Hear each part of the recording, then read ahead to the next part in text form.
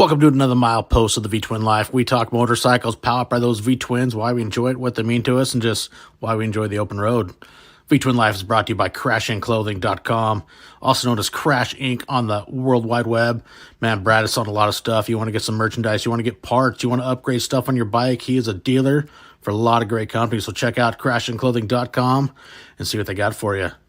Now, we got Wild Ass. You want to add some comfort to your ass?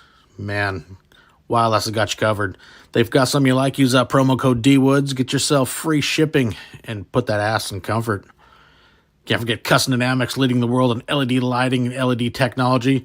Man, these got some great stuff. You want to light up your life at nighttime? You want to be seen during the day? Hey, check out Custom Dynamics.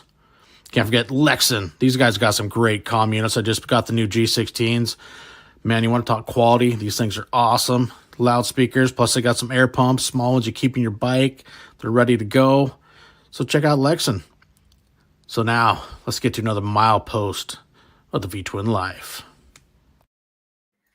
Hey, what is going on, everybody? Welcome to Milepost 144 with a newly renamed. It's not like it's Setzer Pendants anymore. He's fucking Iceman. Iceman, man, that's the thing. That's right. Yeah, so Setzer Pendants is still a thing. It's just our family brand. It was never intended to be my road name. Everybody just called me that. So well, yeah, I mean, you kind of got known for it, but now you became known as you're officially Iceman. Yeah, I think it's cool as hell. Yeah, I do too. I love the story behind it. It's a cool name. Yeah, that's a very valid point. Well, shoot, man, thanks for coming back. I've been in the car driving since, I don't know, 10:30 this morning. Been a fun day coming back across the state. Spent the weekend down at Seth's place with his girlfriend, and Amy and I went down there and took Hayden and Haley, and we had a little family outing. It was good. It was a good, fun weekend. Nice. I beat Hayden in mini golf. I beat Hayden in bowling on a Switch. So it was awesome. I enjoyed it. Just had to get that out there because I'm sure he's going to tune in here soon. But it's always good whenever you can put them little brats in their place. Don't let them forget who they came from. That's right. Where they came from. Right. Old man still got some chops. Every now and then. So how things been going with you, man? What's new in the hood? Man, busy and slow all at the same time. My work's been slow, but I've been real busy. I just been real busy doing Mile Monster stuff. The whole Hoka Hey, that's been a blast. And then coming back off of that and trying to get back to, it's like, what am I going to do with my life? It's like, if I could figure out a way to do this, full time, I would definitely do it. But I can't find nobody to pay me to ride my bike yet. I'm still hopeful. Yeah. So, but, they're at the very end of 2024. Kyle, who was with us on the Goats US tour, he's a friend of Chase's. He and I didn't know this, and of course Chase didn't tell me this, but so last year I had fundraising for Mile Monsters, and I had two major goals that I wanted to do: $5,000 and $10,000. And at $5,000, I said, if I hit this mark, I will get a tattoo, my first ever, and I'll have it designed by one of the heroes. So Gavin rose to the occasion. He jumped all over that, and he designed a pickle tattoo. We hit the 5,000, and I said, well, if we get to 10,000, I'll let one of the heroes tase me. And so we hit $5,000, just either right before or right after the Hoka Hey. I don't remember when. And I think sometime in September, I went and actually got the ink done. I got it on my arm here. Yes. And I got real quiet. I was just like, I'm going to coast through the end of the year. Everything's going to be just fine. I'm not going to really push to get that other $10,000. Well, after the Goats tour, I didn't know this, but he had told Chase, man, I'm really going to work on getting a lot of overtime at work so I can push your dad over the mark that he needs to get tased. And so it was pretty close to the end of the year. And I was just like, everything was cool. I was like, man, no worries. I'm not going to get tased. And then I wake up to this notification that Kyle donated some, like, I don't know, it was like thousands of dollars, whatever it was that I was lacking. He did all that and pushed me over so that he was like, the kids are going to love watching you get tased. So I was like, son of a gun. So we haven't done that yet, but we gonna get set it up. I've been wanting to wait for all the kids to get together, and that's tough. So we only do that like once a year, and so it looks like it's going to be during the Monster Bash in 2025, the next time that we're going to get all the kids together, and so we'll do it then. But I was hoping that I was going to be able to reuse that goal for fundraising this year. So now I gotta reevaluate what the big payoff is going to be. But I am focused on raising money to pay off Gavin's van. I've kind of taken that as my sole objective for the year. And my personal goal is $50,000 that I want to try to raise throughout the whole year. I'm riding through, I'm riding all year, 100,000 miles this year. And so, yeah, with any luck, we'll get it all done. So, I'm gonna have many fundraisers through the year. I've done pretty good with the t-shirts as far as raising some money that way. Everything that I do is all of the fundraising that I do, all the costs incurred with that, all that comes out of my pocket. So like I design the shirt and then I have the shirts printed, I had the hats printed, or embroidered or whatever. And Yeah, so like, these nice ones. yes, sir. It's good. Looks good on you, man. Looks good on you. That's right, buddy. So I have, I'll do that, and then I will sell those for a donation, right? Or I'll get technically I give them away if somebody donates to my Give Butter. So we did pretty good with that last year. So I'm trying to up my game a little bit this year. I got 4 different shirt designs that I'm still trying to finalize that I want to go out, release out through the year, and just some other fun little stuff. So hopefully we'll get some traction. I think it's pretty cool how. Oh, go ahead. Well, I was gonna say I have I've talked with Gavin's mom, and what's nice about he's in my backyard, basically, and so what's nice about that is that I can kind of focus my fundraising locally, and try to appeal to like the Lions Club and places like that are local here for a local community member that could use some help. So I talked with Gavin's mom about it, and we're kind of brainstorming some ideas on what we can do, and I don't know, it's gonna be fun. We'll see. I think it's pretty awesome how you really came full circle with this after you and Chase went on the Gavin's tour when you went around Texas, and then this is it's your new passion and it shows, and man, it's awesome, man. I love seeing everything you're doing and what you got going on and everything. It fuels you, and I think it's pretty freaking awesome. Yeah. I'll tell you, man, it's it all kind of come together just at the right time. It seems like I was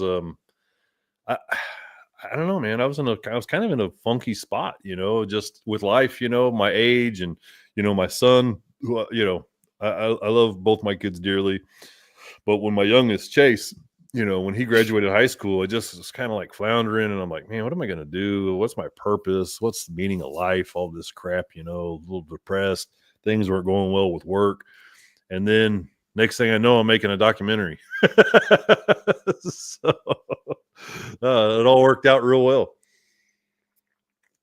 No, it did, and then I like you're stepping up the challenges here to try to join, and you completed the Hoka Hey. You've joined an elite group of individuals in a challenge, and now you're going off to join another even smaller group, and going for the 100,000 miles in a calendar year, and that's a heck of a challenge in its own too. And even smaller yet, I'm trying to do it on one bike. Come to find out, there's only like what's up, Sparks? There's only just to make sure I don't miss anybody, there's less than 5 people that have done it on the same bike in a calendar year. Damn. So and I think that number is actually 3. But I was looking at the certificates, the big ride list, and it's kind of murky. Like they don't have Hop listed because they gave him his own category for the 100K insanity, 100K in 100 days. But he should actually be listed in that section too. So just to play it safe, I'm just going to say it's, I think there's less than 5 people that have done 100,000 miles in a calendar year on the same bike. So, and it's less than 30 total. I want to say, I think it's around 25 people that have ever done it. Yeah. Yeah. The 100K in a year. Yeah. Yeah. And then K Solo's done it twice. I think he's the only one that's got it certified twice. I think it was 19 and 20. I want to say, I think the years 19 and 20. Yeah.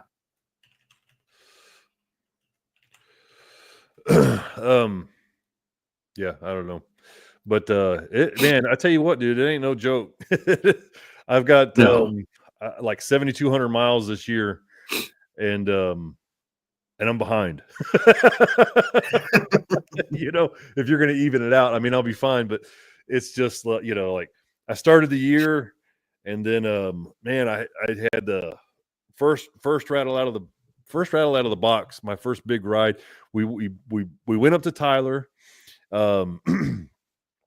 Vicky came with me, vroom vroom, and we met up with other monsters. Loco came all the way down from Oregon to pass off the so to speak, to hand off the torch for the 365 days of riding, right? Mm-hmm. And so Honor was there, of course, since she started it, and then Loco, and then 2 crazy ladies, they're doing it this year. And so it was a good time. We had a pretty decent little turnout. People coming from all over just to hang out. We spent New Year's Eve. It was just a good time. It was a really good time. And then some people may or may not have indulged a little much in the adult beverages. And no, yeah, I know it's hard to believe. You get a bunch of bikers together and they start drinking. But so I came back from that, and then I was like, I think I was home for a day. And then 19 and 21 is what he says, the years for Queselo. But so yeah, I came back from that. I think I was home for like a day or two, and then I was like, well, I'm gonna roll out. And so I left. I was going to do 4,000 miles in 4 days, since I would have been the 4th person to do 100,000 miles for Mile Monsters. And just some number games, right? And then so I get to like 3,000 miles, and I'm in Florida, and just my trip's not going how I had planned it. But I'm like, man, I'm not. I think there's something wrong with my bike, and I was in my head. I was tired. I was cold. I was like, man, I don't know. I think this might just be me. It sounds like there's some ticking noise. I'm not sure, and I'm just like, I'm gonna try a haul ass and get back to Houston while they're still open on Saturday, and drop my bike off.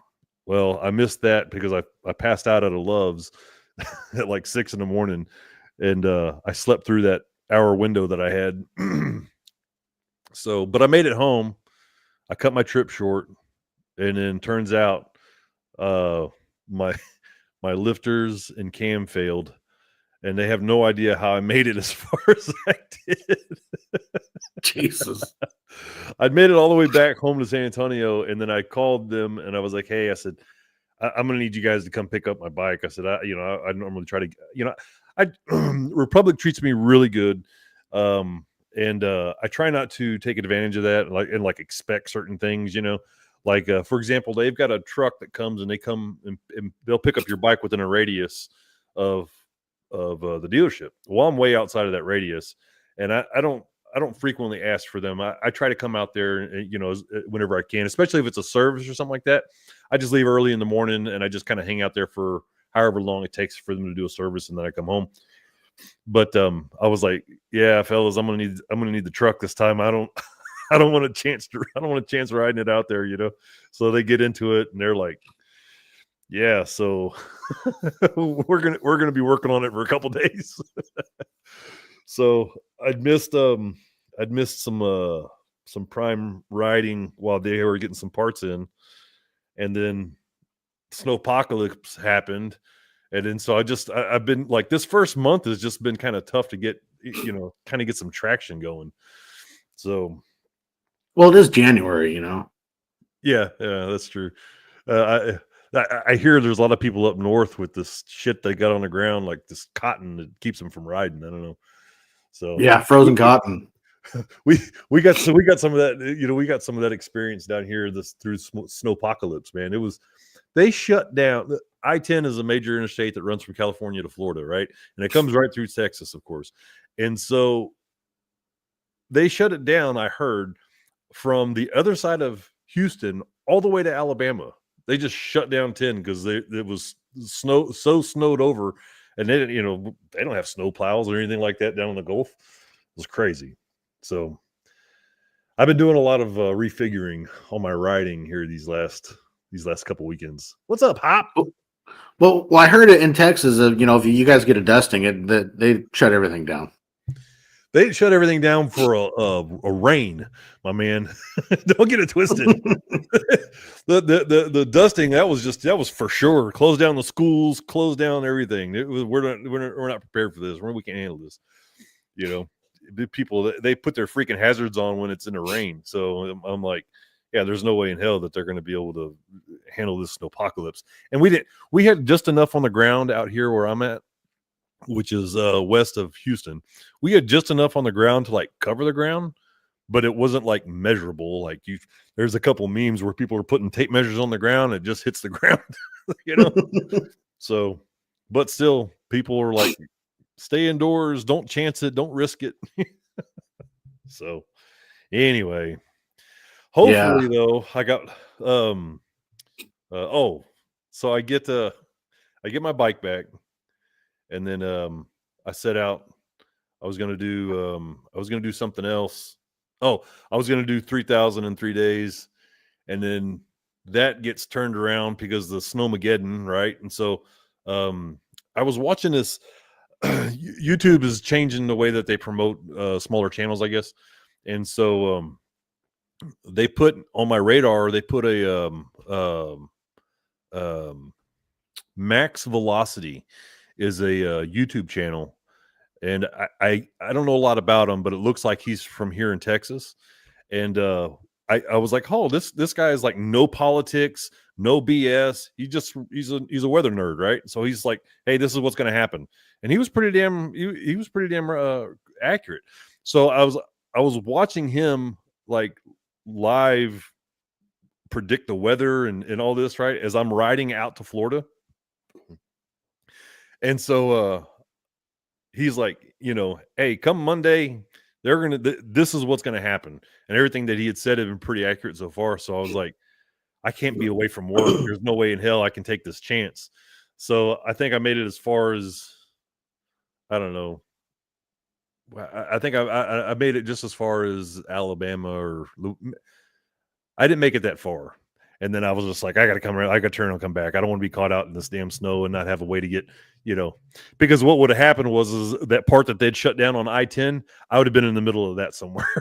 So that would suck. Yeah, I'm not. So this weekend, I left out on Friday, and then I went to New Mexico, and then I went to New Mexico and back, and then that's when it was like 15 degrees.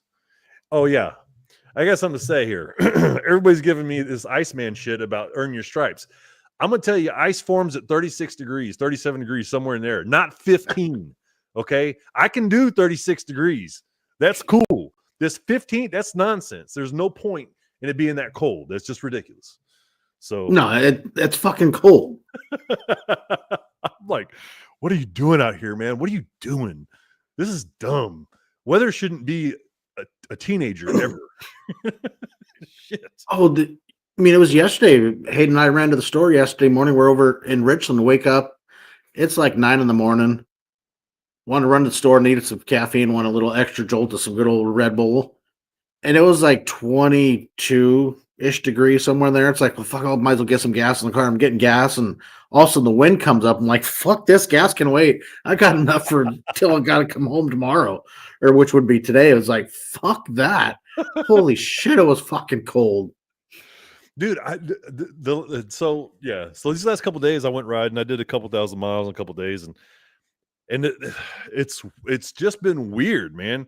Because like 50 degrees or 30 degrees rather, 30 degrees in El Paso, I'm like, my bones hurt. And then I get back to the house and it's 30 degrees, and I'm like, this isn't bad at all. I'm like, I need to start shedding some layers, you know.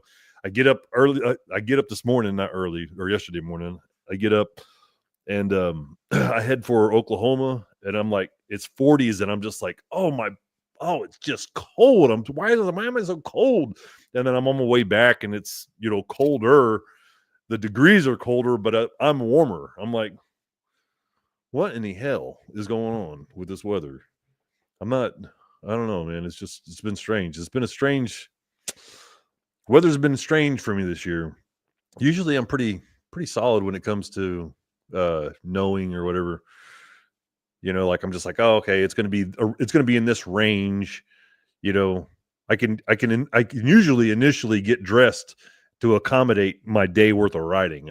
I've not had to strip and layer up so much during the ride ever. I'm like, man, I don't know. I'm getting older. I'm starting getting hot flashes or some shit. I don't know what the hell's wrong with me, dude. This is just crazy. Dude, the 30s and below, I don't care. It can be 39, right? It's fucking cold. You start getting up to speed, and that wind chill whole factor shit starts playing in. Fuck. No. Yeah. So I looked at the wind chill chart, right? And it says if you're doing, and I don't know what it is, but it's like, you know, if you're doing 90 miles an hour and it's this cold and it feels like this, right? And then so like if you like back down 5 miles an hour, it's like 1 degree of difference. I'm like, 5 miles an hour ain't worth it. Until yesterday, I was like, sheesh, I'm gonna slow this thing down. It's cold. Yeah, that's no shit.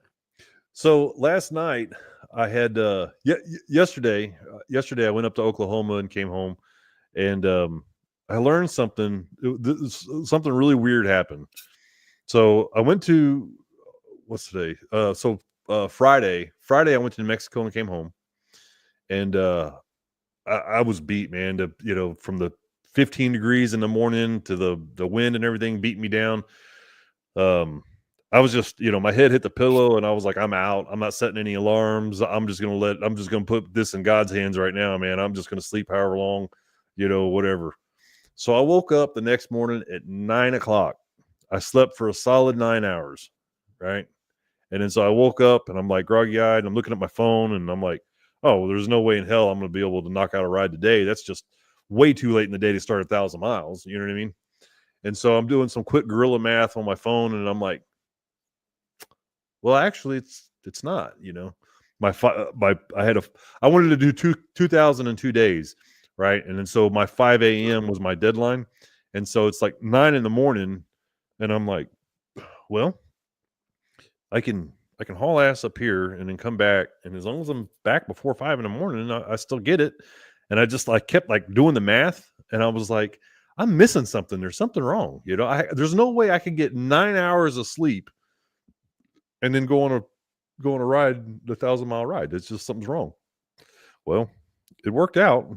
I don't know how. I'm still trying to figure it out. My brain just doesn't come. Anytime I'm doing these long rides, it's like I'm always up at the butt crack of morning, and I'm always out to the freaking very last minute, coming in at 23 hours. So I don't know how I managed to. I mean, I kind of got an idea, but we won't talk about that.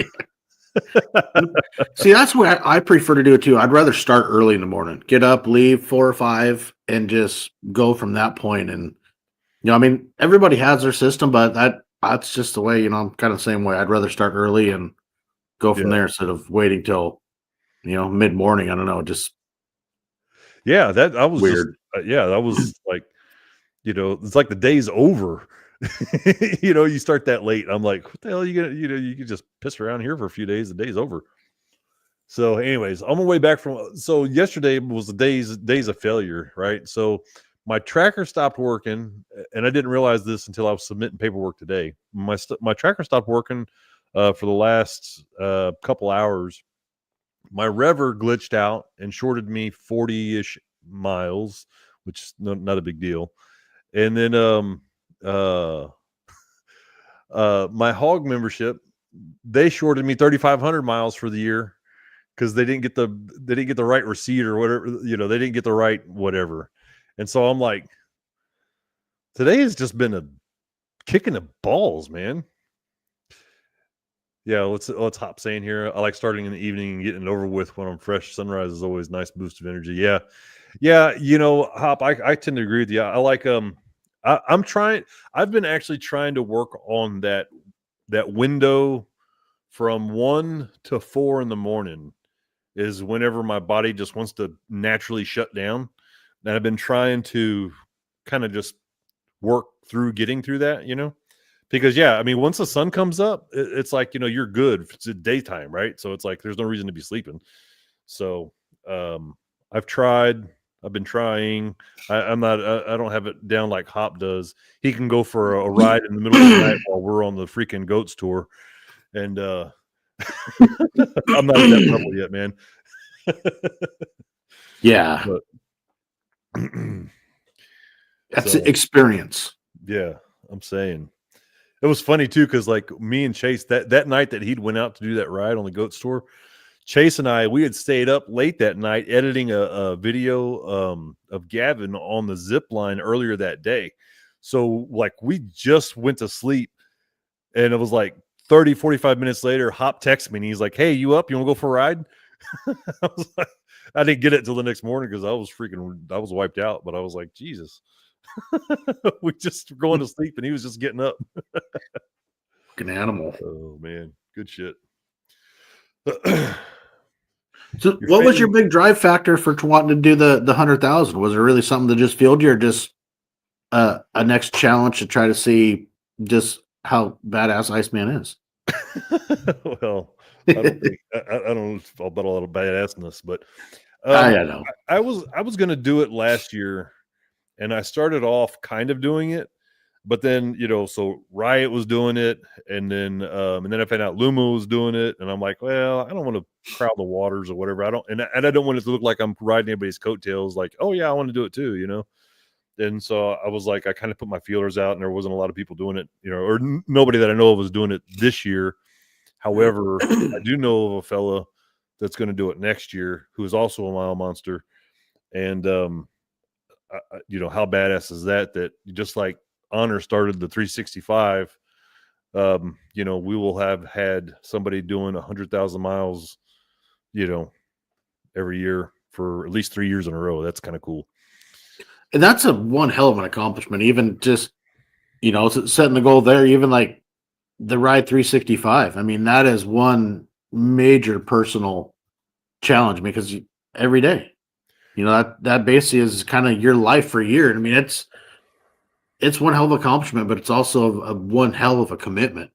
That's the 365, man. That honestly seems harder than 100,000 miles, because like, yeah,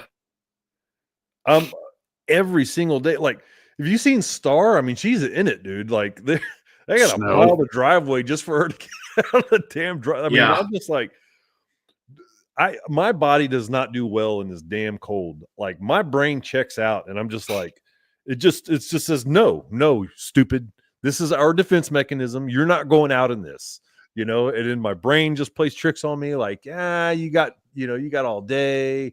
You don't need to go out there right now. And then I'm just done. I can't get my head around. The 365 just seems harder to me than the 100,000, because like I can, like today, I just, I laid around, of course, my weather app said that it was going to be raining all day and nasty, but, storming and all that. And I was like, I'm not going to run out in this today. And I wake up and it's a beautiful day. I was like, son of a bitch. But I laid around all day today. I didn't do nothing until I had to come up to the office and get ready for this. I submitted some rides, but I'm like, I didn't do jack. And I'm like, every single day, get on that damn bike, get geared up. And that's the biggest thing about the cold for me right now is the gear. You know, it's like when I came back from New Mexico on Friday night, I was like, okay, if I'm gonna ride tomorrow, I'm not gonna take all my gear off. I'm just gonna sleep in this shit that I'm in now. You know, take my boots off, take my jacket off, but I'm not gonna, you know, like you got, you know, head to toe, you know, you got underwear, heated gear, riding suit, rain gear, you know, just like, you know, all this crap around Layers. your neck, helmet, you know, it's like you know, you're riding down the road and it's like, you know, you're trying to look to see, you know, so you don't die, you know. I'm like, man, I'm just done with this damn gear, dude. Holy smokes. It just I took all my shit off last night. I didn't realize, I mean, you know, you got an idea, but you don't until like you just do this. I took all the shit off on my chest, you know, on my torso. I took it all off in one lump. You know what I mean? And all those damn garments, you know, I'm just like, you know, that shit weighs a lot. You know, and I mean, you might be riding, you might be sitting down or whatever, but dadgum, dude. Yeah, the layers, and then you realize just how heavy it We is. can start the show now. Oh shit! Okay, cool. We're ready. Over? Yeah, let's go. Yeah, man, that shit weighs a lot, dude. My neck. Welcome to another Milepost of the V-Twin. Good shit. So yeah, but yeah, like saying the gear. I mean, but you know, it's also that, you know, the fact that you're protected. But no, like we're talking 365 B days. Like, I want to go for a ride. You wake up, look, it's raining, or the skies are just black. I'm like, yeah, no, fuck that. Yeah, doesn't look like it's going to be very nice. I'll pass. You know, getting caught in bad weather is a whole lot different than starting in bad weather. For 100%. You know, I'm like, you know, you get caught out in some shit, and I mean, it is what it is. You know, you got to, you know, especially if you're working on, you know, getting to somewhere or whatever, you know. But to start your day and it just sucks. Oh, it takes everything out of you, Yeah, mentally and physically. It's like you don't want to be there. yeah.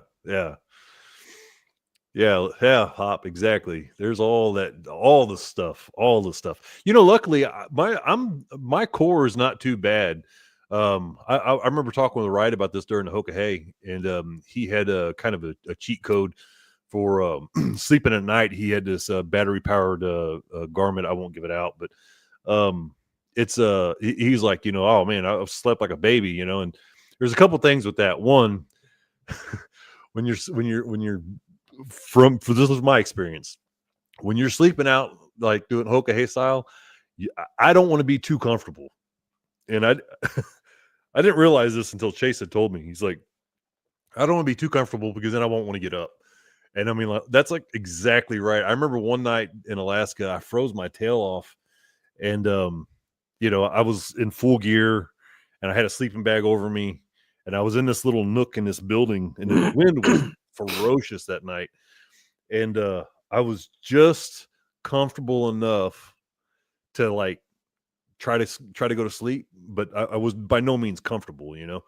And I remember just like falling asleep for a couple hours, you know, just enough to knock that edge off, you know. And it sucked enough that I wanted to get up and get on the bike again, you know, because I was just like, dude, this sucks right now. This sucks.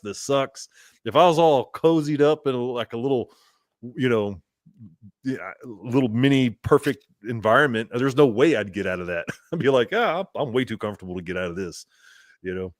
But one thing that'll ruin it for me is if my feet are cold. If I got cold feet or something, oh, it will fuck everything up when it comes trying to sleep. So yeah, cold feet.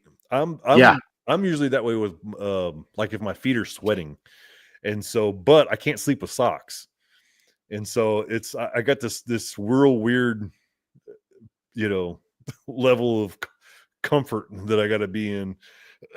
So, but anyways, good shit. I forgot where I was going with that. Something about the heat. Oh, my torso. Yeah, so my torso is generally pretty good. It's the fingers and my toes that once they get too cold while I'm riding, my brain just shuts down. I'm just like a big weenie, you know. I'm just like, I can't deal with this. I can't deal with this, you know. So I'm just like, as long as I can keep, you know, my little phalanges warmed up, the rest of me is pretty good, you know. And even when it's cold, it's not that bad. I guess I got plenty of insulation. I'm not, it's not an issue, I guess. But you know, my fingers, man, once my fingers go, it's just like, oh, it's just miserable. Yeah, it sucks. And like, you know, going with, you know, like with feet, I recently, like last, I guess it'd be 2 Christmases ago, Amy got me the soft lowers. And it's amazing the difference those will make in cold weather. I mean, I don't have the hard ones, but it's the nice thing is like when it's warm, it's like I don't want them on that extra breeze. But man, when it's cold, because fuck, I can throw them on in like 60 seconds. And the wind that they will take off from your lower torso and your feet, oh, it makes a huge difference, especially in cool temperatures. You Dude, know, whether early spring or late fall riding, it's a fucking game changer. I really miss the lowers on my limited, my 2020. You know, it had the radiators down there, and it was just such a different. I really liked them. That's one thing from that bike I really miss is the lowers. Now I saw that they just came out with the 25s, I think, with lowers. And they look like shit, dude. I don't like the way they look. They're really weird looking. And I mean, I haven't seen them in person yet, so I don't know, but it seems like they're I don't know. It doesn't seem like they're very um effective. So I don't know. We shall see. Yeah. They kind That of thing Hobbs says sucks they got rid of the lowers. yeah. Yeah, at least give me the option, right? I mean,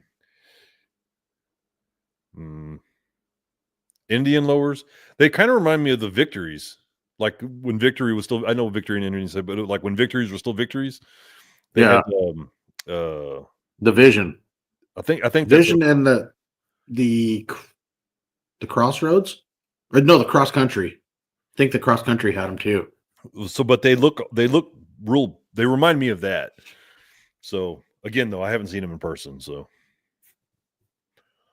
we shall see. We shall see.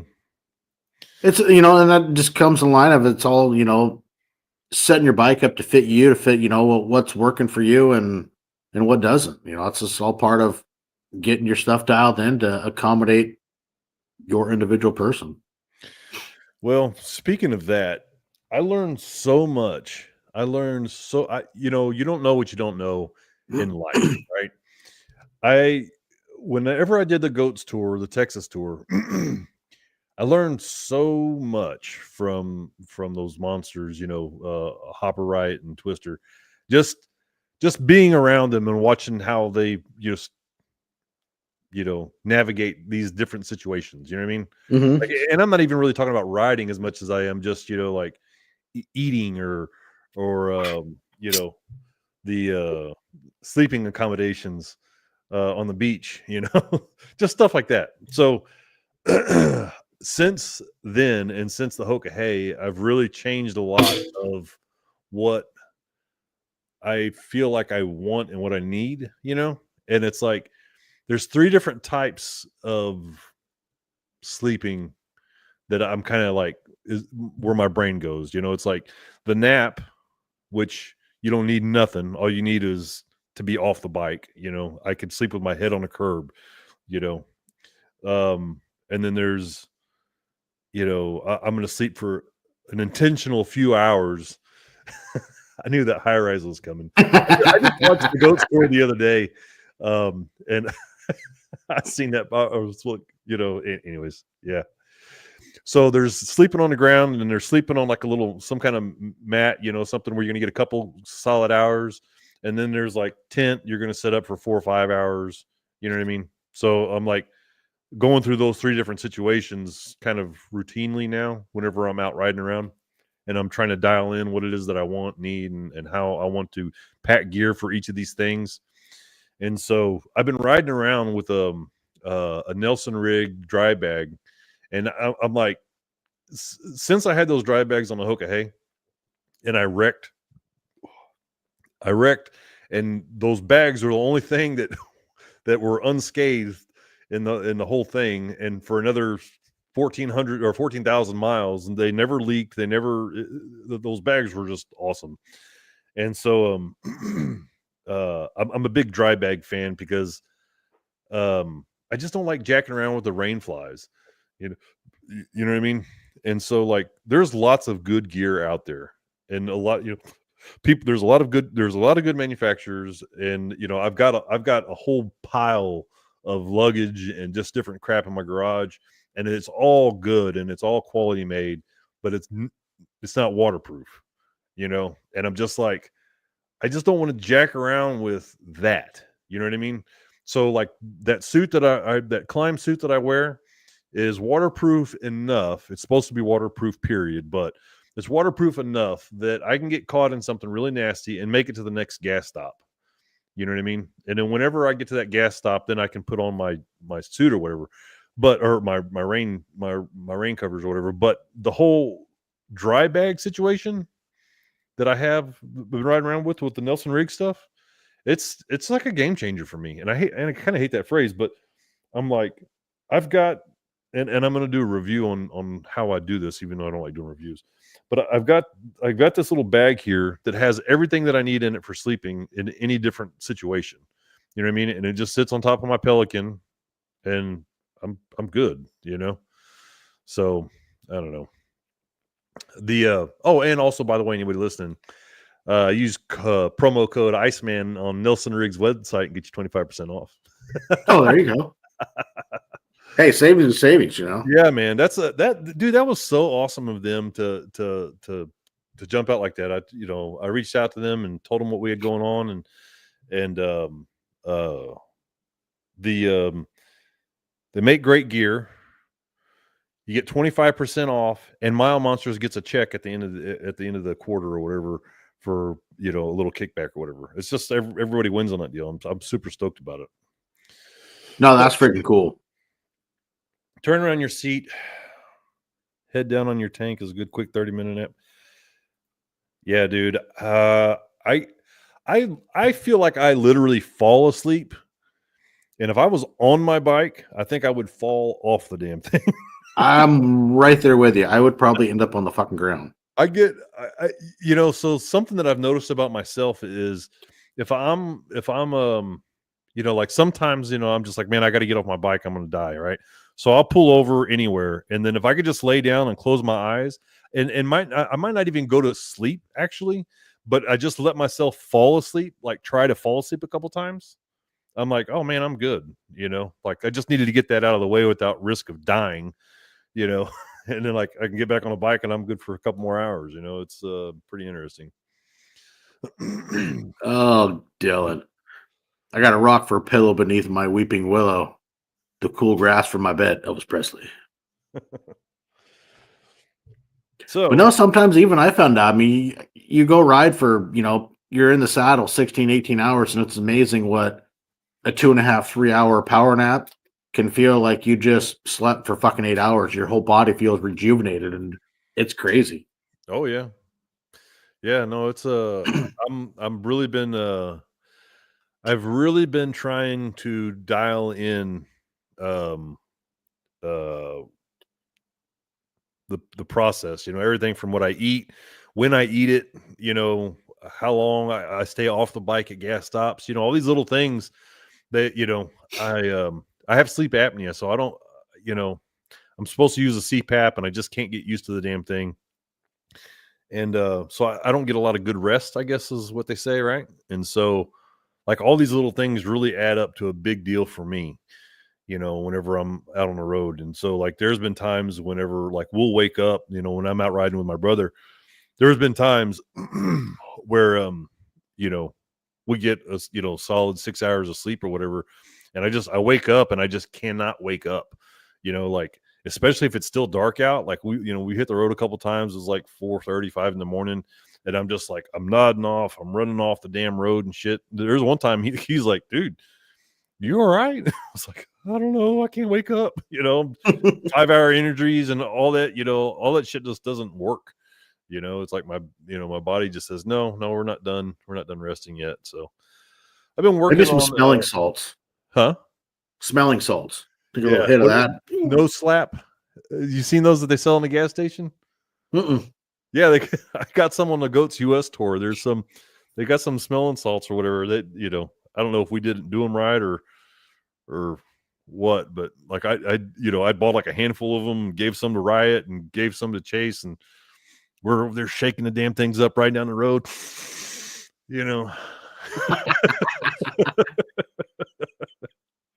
Hey, whatever works, you Yeah. don't know, let's try. Yeah, yeah. So, but yeah, I don't know, man.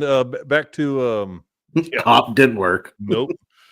Um, the whole 100,000 is obviously it's a personal goal of mine, but also like that it really helps.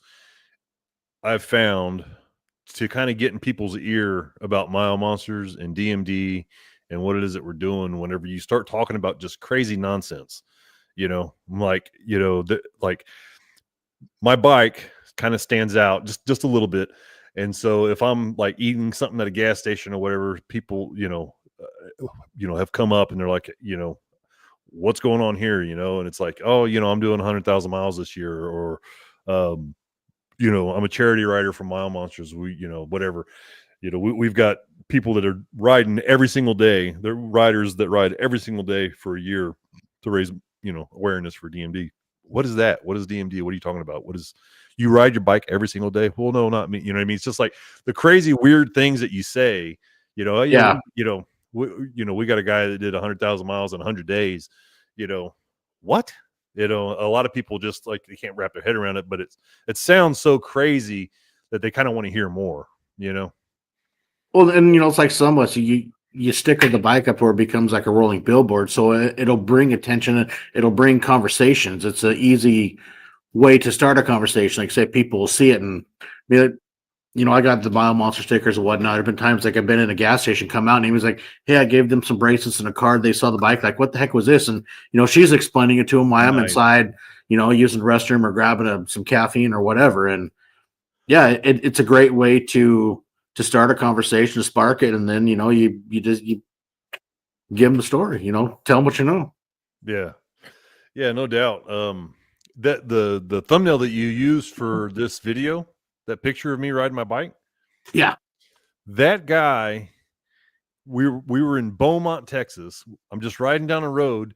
This guy, he looks over, he's like, I've never seen a motorcycle set up like this. I wanted to take a picture and see what that was behind you. I've never seen I assumed it was a gas tank. I've just never seen anything like that. He snaps a picture, he's zooming in on it, and then he sees the icemanrides.com at the bottom. He goes to that and finds me on Facebook, tags me, sends me these pictures that he took of me in Messenger.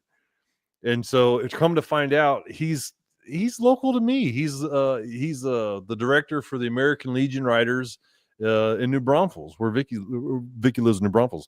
And so I was just like, what a small world, and how cool is that, So 100%.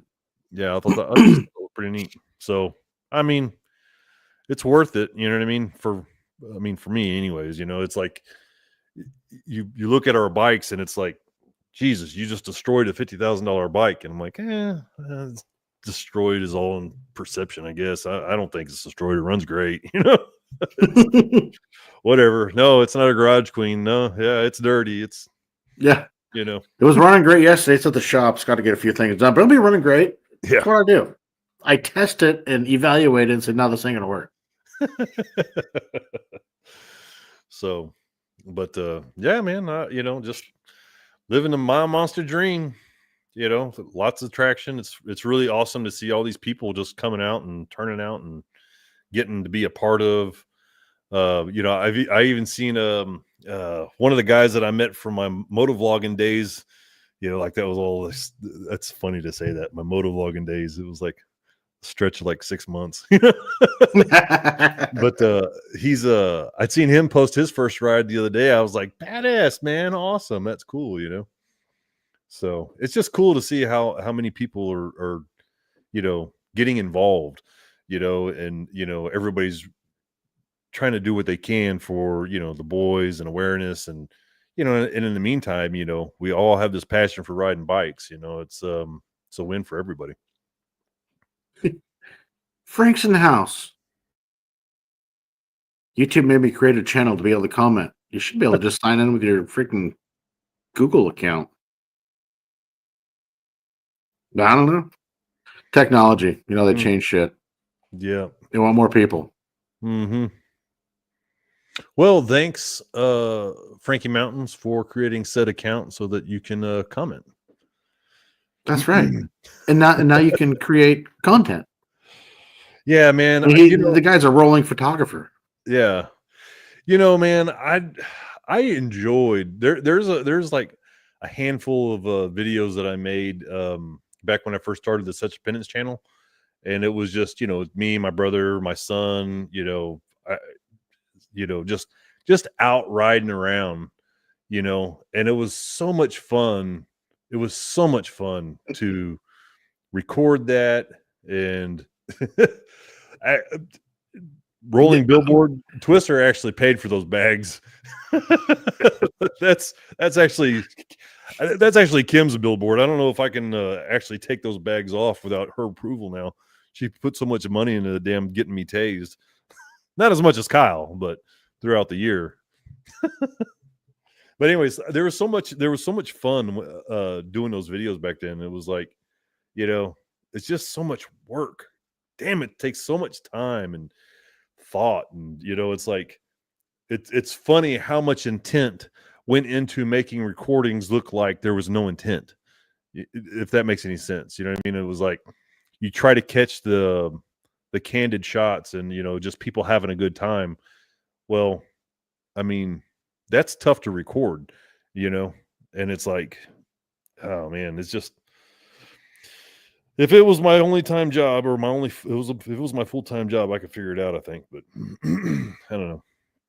Or something, you go out and you do a video, only you find out you got no audio because somewhere between my purple Panda and there's a little adapter I'm missing somewhere. And so I did this great video, and yeah, there's nothing there because you couldn't fucking hear anything. Fucking pissed me off. I still can't get it to work. I even got another adapter still. No, nothing. I'm like, fuck. Whatever. Yeah, man. Audio is 60% of the video experience. Yeah. You got to have good, and when it's not there, it audio. sucks. So what you got planned this year, man? We'll see. We got I got a Law Tigers event in March at the Spokane Motorcycle Show. We'll be over there for Mile Monsters. I'll be doing the Break Your Butt In ride with the Fire and Iron chapter in May. Got Monsters Over Mountains in July. That's 4.0, Monster right? 79 in July. Yeah. Pac West V Twin Show in July. And then, you know, I'm going to throw in some other little, like I said, some more little personal challenge. I do want to go for my a BBG this summer. I mean, I've got the standard. I came really close to getting a silver, but I'd like to get the gold and also a silver, just, you know, a personal challenge of myself. Yeah. A few rides planned, but yeah, I'm going to do a few more and, you know, see what I can get done. Yeah, it's I just can't explain it. The you start looking at the IBA and their certificates, and it's so once you're a premier member, you can like kind of, they've got this other interface where it lists all of your rides, you know, and then it shows you what rides you have, and then like you go look at somebody else's, and it's almost like you get Peter envy. It's like, what's an extended ride? What does this mean? What is it? How come they have one and I don't? I reached out to L Train the other day and I was like, hey dude, how come you have Canada flag next to your American flag? What's going on? How do I get that? You know, he's like, either start or end a ride in Canada. That's all there is to it. And I was just like, all right, well, let's see here. I can start in Mexico and I can end in Canada, and I get 2 flags in one ride. You know, it's just so no, or what you do is you sign up, you do the 3 flags. What is that? Oh, the SoCal, right? Yeah, the 3 flags run: Mexico, United States, Canada. So I saw, or there's the I-5 end to end. Stay on I-5 from Mexico to Canada. I-5 goes into Mexico? That's where it ends, right at the Mexican border, and you can do the I-5 end to end. If I remember right, they actually give you 26 hours to do the I-5 end to end. And there's also the border to border insanity. 24 hours Mexican border, Canadian border. Yeah, no, there's, like I said, dude, it's weird, right? Because it's like, Yeah, Three Flags classic. Thanks, Al. My riding, I don't know. It's just such a weird flex, or it's such a weird thing to want. I went most of my life without having anything that I've like really ever wanted, and I started getting some of these coins, and I'm like, that's kind of cool, Like my dad collected these little wooden men from Germany, and I don't know, he had like 10 of them when he passed away, and I was just like, whenever my dad died, we were kind of like, we're trying to divvy up who wants what. And I was like, I feel like I need to say that I want something, I'm just not that guy. I'm not that sentimental guy. I don't need those trinkets and I don't need the stuff, And then I started getting the IBA certificates, and I'm like, this is kind of cool to collect. Yeah, they are. It's just a cool little piece of, personal, I don't know the right word for it, just sentimental value. Yeah, I don't know the right word either. But I will say this. There's 3 players in the game: IBA, Ride 1K, and I don't know if I'm allowed to say all these in the same video, but and then there's the Monster Miles. And it's like IBA has the most, probably the most extensive list of rides that you can possibly do. Ride 1K has the sweetest swag, and Hawk and Wrong Way are cranking out some awesome looking certs for the Monster Miles. Yeah. And they're super personalized. That's what's so cool about those. I'm like, you get a saddle sore, you get a Ride 1K, and they're cool. They're neat to have, but it's the same thing. You can do the same ride over and over, but you give them a little story of what's going on. They kind of do some digging around, and then they personalize it so much. It's really a lot of fun. I really like it. Is. I'm actually really glad because that was Riot's big deal whenever at least what I've heard is like whenever he started doing the Monster Miles program, that he wanted them to be personalized, right? And then he decided to do 100,000 miles last year, and he's like, I don't have time for any of this. So he started turning over the reins, different people doing different things for Mile Monsters. And Hawk and Wrong Way, man, they're crushing it with those certs. They look cool, they read really cool. It's just like, you're anticipating getting one because you don't know what it's going to look like. It's pretty neat. Yeah, and like I said, they're personal to the individual, which is really cool. Like, I got to give the IBA credit. Even like when we did Mile Monsters, they did custom certs Sure. for Monsters Over Mountains with the IBA, which was pretty cool.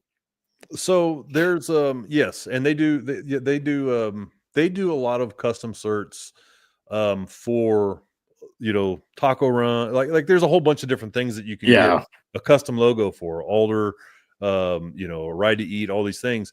But the verbiage stays really close to the same. You got a point. So and so did so many grueling miles, and so and I'm not throwing shade. It sounds like I am, but I'm really not. It's just I'm really impressed with what Hawk and Wrong Way are doing. So, and they are impressive certifications there, and it's just something neat to have that personal touch to it, to personal to that individual that's getting it. Yeah, I got a whole list, Frankie. I got a whole list of certs that I'm waiting to get. I seen that I got my Crazy Ladies right when this show started, but I got about 7,000 miles worth of certs I'm waiting for. So, but yeah, man, I don't know, man. It's just been good. I really feel at home with everybody involved in the monsters. It's been a great experience. Yeah, it's like a family. Yeah, no doubt, for sure. And it seems so I don't know what the right word here is. I'm not good with words, but it's about the boys. It's about our heroes, right? And it's such a terrible thing that they're going through, and such a terrible thing is brought together and made so much good, it's like I almost feel a little guilty for enjoying myself so much at the cost of what these boys go through. You know what I mean? Yeah. Had we missed the part like Frankie was saying, because I missed until his other comment. 22 miles on the 22nd in 22-degree weather. Oh, you got the 22 degrees, dude. I just didn't have the gusto for it. I was like, there was a spot in hill country where I could have got to 22 degrees, but man, by the time I got to work and I got my bike rolled out, I was just like, I ain't gonna do it. I'm gonna wait. So I did my ride when it was like 40 or 50. Good on you, man. 22 degrees. I think I wouldn't mind up here, but they've been salting and brining and all because with the freezing temperatures, you get that brine they put on the roads up here, you get that on your bike and it will destroy all your aluminum, everything. It's unless you can get to washing quick as soon as you get home, that shit will ruin your fucking bike. I should probably get mine in then. I think they put some of that stuff out for Snowpocalypse, Snowmageddon. So, I mean, I'm always getting service. I got my bike back the other day. I'm like, hey guys, I need to come back. My service rider, he's just like, I got a personal cell phone. We text. I was riding the other day and I was like, hey man, I think my stator's going out. I said, do y'all have the parts for that in stock? If not, how long is it going to take to get, and how many hours does it take to get that knocked out? And he's like, dude, you were just here. Yeah, I'm going to be there quite a bit this year. We're going to become besties. Mm-hmm. No, those cats over there are real good to me, though. It sounds like, which is awesome when you can get a dealership that is, stands behind their stuff and really, I've seen like with Hop and all you guys down there that, Republic really goes, to me, as an outsider looking in, it seems they really go above and beyond and really take care of people, which is awesome to see that, there's still dealerships around that care. I would really like to say that I'm somebody special. and I'm just like, well, nobody else gets this deal. It's just the Iceman, but that's just not the case. I'm just really just another customer. That's just their philosophy. They just take care of people, I like Phil, the general manager over there, Phil. He says, we screw up. That's not, that's just part of life, but we own it and we try to make it right, and like I've not had any real problems, but it's just really been a good experience. I have 5 dealerships local to me. I've got 5 dealerships local to me, and I don't even bother calling them anymore. Like I don't want to be down for 2 weeks waiting on a freaking phone call or you know what I mean? Like I take my bike over to Republic. I get my bike there some kind of way. Either they tow it or they, they'll come out and get it, or I'll go drop it off or whatever. And, like, hey, this is the problem. We got parts coming overnight. You'll be ready to go by tomorrow or the next day or whatever. It's like 2 weeks minimum for all the dealerships in my local area. Last time I checked anyway, and I was checking frequently there for a while just because I don't want to go all the way across. I don't want to do 180 miles just to get to my dealership, but I just got it factored in now. It's just what I do, because and for like, up here you got Frank and, Michael, where East Side does a tremendous amount and they're right there. I mean, they're Johnny on the spot. And so, yeah, they take good care of those guys that, that's where they get their stuff done. And they've been a great dealership for them. Me and my brother and a friend of ours, Kyle, we were out there during last June's PCH run, and we needed some tires, and they were Johnny on the spot, and I didn't even realize I was in their neighbor. I didn't even realize I was in that area, where that dealership was. I called Phil at Republic and I was like, this is where I'm at. This is the problem that I have. Do you recommend anybody? And he was like, yeah, you need to go over here, and it turns out it's the same dealership that these guys are always bragging about. I was like, holy shit, look at that. I go back to the back and I'm using the bathroom, and they got this this cork board right outside the bathrooms, and I see Frankie Mountain's swag up there on the wall, take a cart. I think it was for the Hoka Hey, and I was like, holy smokes, I'm in this dealership. So that I get back over to the service rider, I'm like, hey, Frankie Mountains? And he's like, yeah, he's just in here, and he's like, we got, you know, like he's like, yeah, we know him. You know, We know him well. yeah, no doubt. We were always doing, you know. Well, it's like you said, Eastside will come and pick up his bike, and it's 150 miles one way Over the from, mountain pass. was it? I want to say Eastside's of Bellevue all the way over to Yakima. Yeah, man, that's good. That's, you know, they get it. You know, Eastside gets it. Republic gets it. You know, there's a lot of Harley history that I learned from Phil on how things kind of came to be how they are. You know, it was pretty interesting. Yeah. You know, and Harley is corporate Harley is kind of aware of the issue and how it got to be this way, and they're trying to get you know, they're trying to fix it. But I mean, corporate machines like that, they don't move fast. You know, there's just gears and they just clunk, clunk, clunk along. And they try to get enough foresight to kind of manage things. They're not nimble, and, you know, policies and red tape and all the crap. But Or, you know, it could be dealerships, you know, you got people like yourself, you know, we use Frank and Michael and, you know, Hop and whatnot that are literally putting the bikes through their paces. You guys are riding nonstop. You're racking up miles. You're not just the Sunday cruiser that goes out for Sunday to, you know, go out here and, you know, grab a bite to eat and go back home. They're doing, you know, your average rider that's going to just do a couple 100 miles a month. You guys are out there pounding it out and putting the bike through his paces, and you're wearing shit out because, well, God damn it, you're out fucking riding.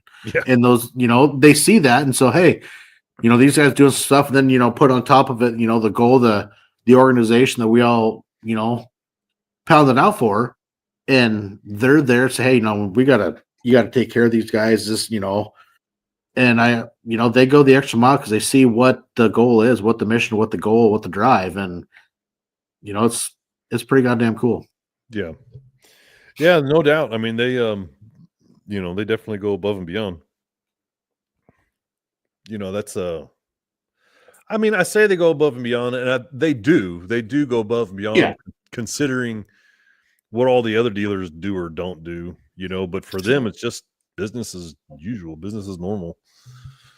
Hey, Hawk, I was just bragging you up. Good thing you're here now, so you don't get to hear me bragging on you. I don't know that I could do it while you were watching, so you'll have to catch the rerun. You have to go back about 20 minutes when we're done. Oh, so, but no, yeah, it's good. So what other goals you got set for this year besides, you know, the big 100K? Is there any individual locations you're looking to seek out this year? Yes. And then also, so up north, I'm looking to, you know, of course, I just, you know, St. Joseph and all that up there, and I Beartooth Pass. There's plenty of stuff up there that I want to do. Yes, Michael Nielsen. That we're not allowed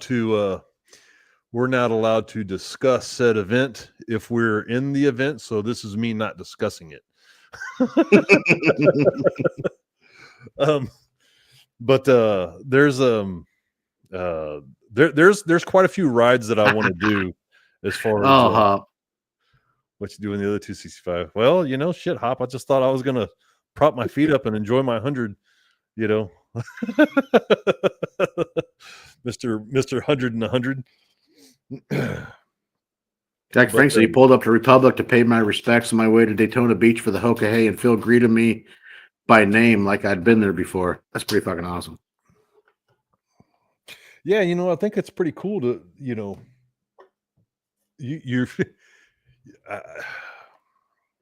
this whole experience has just been awesome, you know, just like what Frankie's saying there. You know, Phil, they've, you know, never met, but Phil keeps up with what's going on with the monsters because he's you know, invested, he's interested, he wants to know, you know, how to support and everything. So yeah, it's all been a good experience. Yes, Hawk, as soon as y'all clear off all that cotton, I will come up there and ride West Virginia with you. I figured that should be good. What, say July? June, July should be cleared up by then. Yeah. Man, I tell you what, dude. This so I was talking to Vicky about this the other day. I'm like, you know, I can do 100 degrees. It sucks. It sucks when it's hot. It sucks when it's 100 degrees, but I can do 100 degrees. I can ride 100 degrees. You know, I got my water, and you know, you need to get gas every so often. It's like my body, I can do all that. This cold, when it gets into the teens, it's just stupid. It's just stupid. There's just no reason for it. There's just Yeah, so you're gonna have to head north and do the old Lolo Pass so you can join the company. I sent you the picture, the winding road next 99 miles. There's some legit individuals that have tagged that sign. dude. I went through Lolo a couple times. Yeah, well, Where'd you send me where did you send it to me at? You messaged me? I just texted your phone. It might take a second. I got shitty service out in the garage, all the metal roof. Yeah, it's still working on it. Yeah, actually, Lolo Pass is a hog ride, and I got that. Is it again? It was 2 years ago. No, it's a 50 nations ride. So it's a 50 rides one nation. So it will always be a hog ride. So yeah, I got the coin too. So hog does two different rides. They do the yearly rides, and then they have the nation rides, right? So it's like one in every state that doesn't ever change. And I believe Lolo Pass is one that doesn't ever change. This year they're doing 15 for 25. Normally they've been doing 10. So hey, Frank made a point. You know, Riot came to the Spokane Motorcycle Show last year on his 100,000 mile year. Maybe you should do the same thing. When is it? March 14, 15, 16. Friday, Saturday, Sunday. Yeah, that's very possible. Yeah. Send me yeah, I'll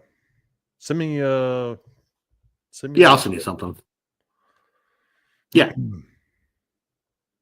Yeah, because a lot of tigers will be putting up mile monsters in their tent up there and have the bikes in the show and all that good stuff in the event. And a lot of tigers up here, you know, like Derek that we deal with, he's the head of Washington, Idaho, Colorado, Wyoming.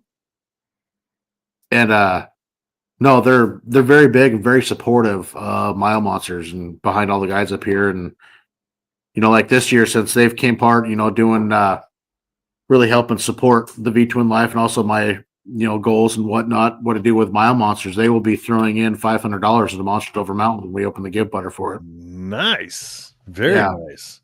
That's plus so exciting, right? Whenever whenever you get people to get fired up and they're like, how do I help? How do I give you money? I'm like, really?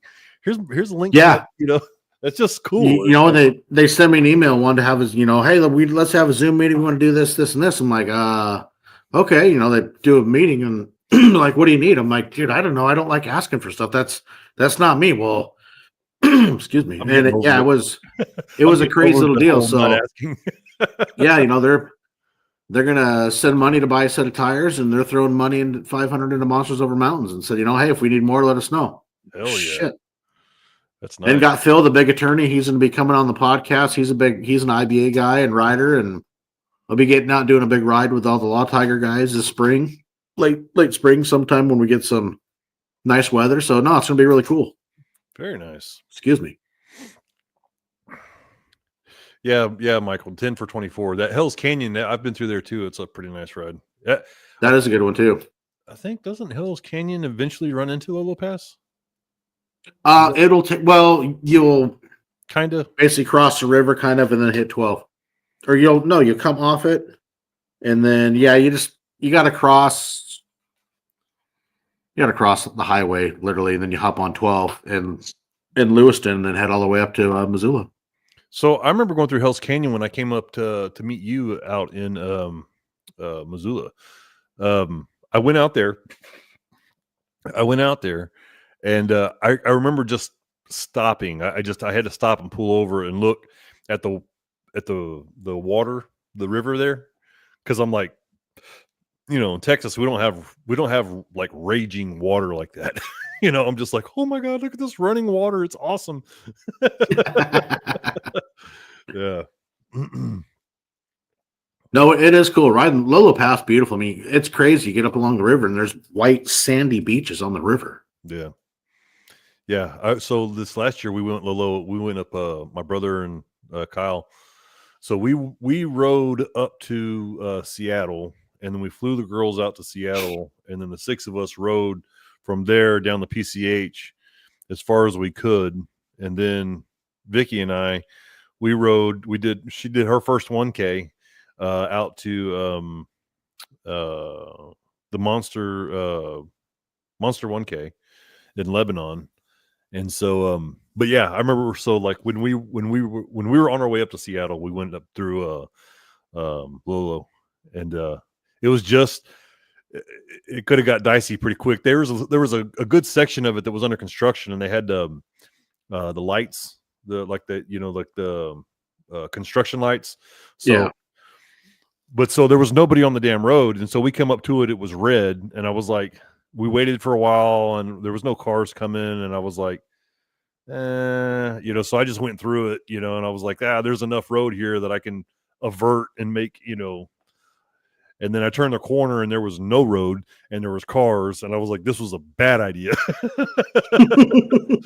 But it was just as the sun was setting, and we got through Lolo Pass all the way, and it was still light out, but just barely. And I was like, that was perfect. That was pretty, it was pretty wild. Yeah, Frank, thanks for lunch. Or no, the good one, we were at when you came up there, when we met in Missoula, and then we were over at Mount Rushmore. When you're paying, we all parked in one spot. Like, well, fuck it, Jason's paying. The gate opens, me and Hayden right through, and that gate came down quick and damn near took How your the head hell off. I'm gonna pay? How is it that I paid and I'm the one that gets bashed in the head with the freaking crossing guard? Oh, I looked in the mirror and was like, holy shit, that was fucking close. Oh man. No. It might have been close for y'all. It was not a close call for me. It was dead on the head for me. I thought it just missed you, actually. Too. I was just like, yeah. Here's my card. Get on my, then bam, Jesus, man. I'm like, I didn't even have time to shift gears. What the hell are you doing here? Yeah, no doubt. It's like, fuck, why should 3 of us pay for the same parking spot? Jason's already there. Like, fuck, we'll let him pay. No, Hawk. Sadly, there was no video. You'll just have to use your imagination. Actually, you know what? I do have video when we all got there. Me, you, Mike, and Hayden, and, rest in peace, Nick, and we're all outside shooting the shit. I actually found the video last week on my GoPro. Oh, yeah? Yeah, it's like, holy crap. Nice. That's a good time, man. Enjoyed it. Yeah, I found a few videos when we were up there. Yeah, that was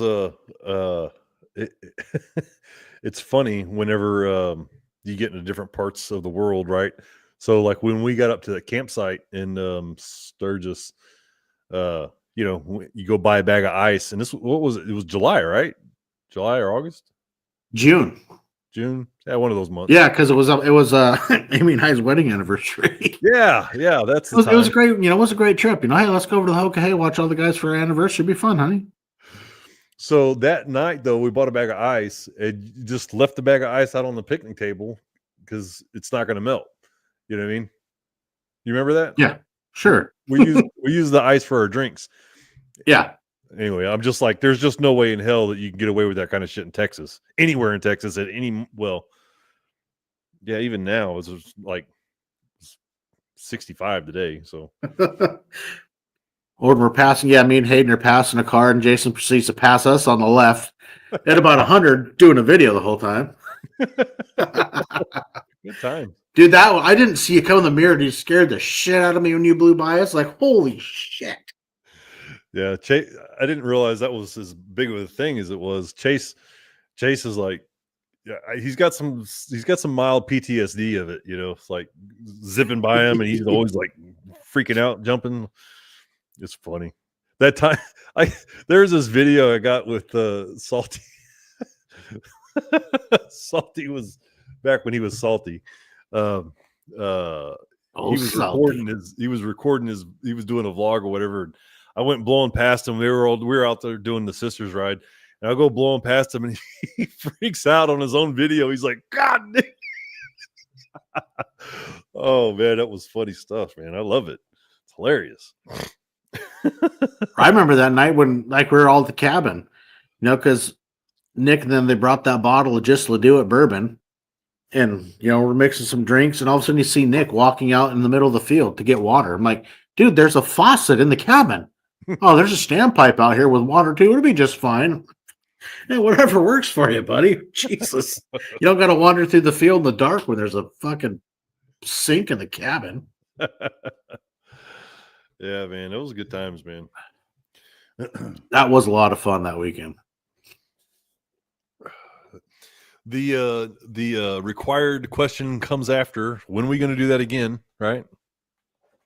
Dude, we need to do something again. That was a lot of fun. So we should make a pre-Hoka Hey mini buffaloes. Yeah, well, you'll notice not tonight, Bubba. Not tonight. I actually moved all mine to the other side just to make sure I wouldn't do that too. Yeah, so I got to reach over my mic here just so that I don't accidentally slip. Because I know if I slip, I'll be slipping. If you know that I'm straight slipping. So, yeah, we should do some kind of pre-Hoka Hey meetup every because that's what we did that time in 22. Yeah. I can't believe it's already 2025. Our first ride together was in 2022. Isn't that crazy? Yeah. And that is fucking nuts to think about. And we started didn't you start the V Twin life in COVID years? 2020? Yeah, 21. 21? I think 2020. No, actually it would have been 2020 because I was looking back and we had Solo on, and he was Milepost 31, which was February 21. So let me scroll back through here real quick because I just pulled it up. October 8th, 2020 was the first Milepost with the great Leo McElrath. You were doing them every 2 weeks then, right? I think so, yeah. I was recording them on my iPhone in my bedroom, sitting next to the bed, my phone sitting on the nightstand, little headphones in, and so fuck it, let's give this a shot. And it's proceeded to where we are now, having fun, shooting the shit. Time flies, man. Time flies. So, but no, it's been super cool, a lot of fun though, and honestly, it's because of you and fucking Bri that we're here on YouTube. You guys are the ones that fucking push, and you got to do this, you got to do this, and the little care packages came in the mail and shit would happen, and fucking hey, figure some things out. Let's go live tonight. 2 hours. Let's do it. Plug this into that and call me. Yeah, it'll work. Trust me, you'll be fine. Don't worry about it. Good stuff, man. Yeah. Iron Mountain Road. That was a blast. Yeah. So deadly. You need to test to know if you had it. Yeah. Yeah. So no, it's been quite the adventure, and the friendship that you and I have made over the years, and the in-person meets and everything. It's been pretty goddamn amazing, my friend.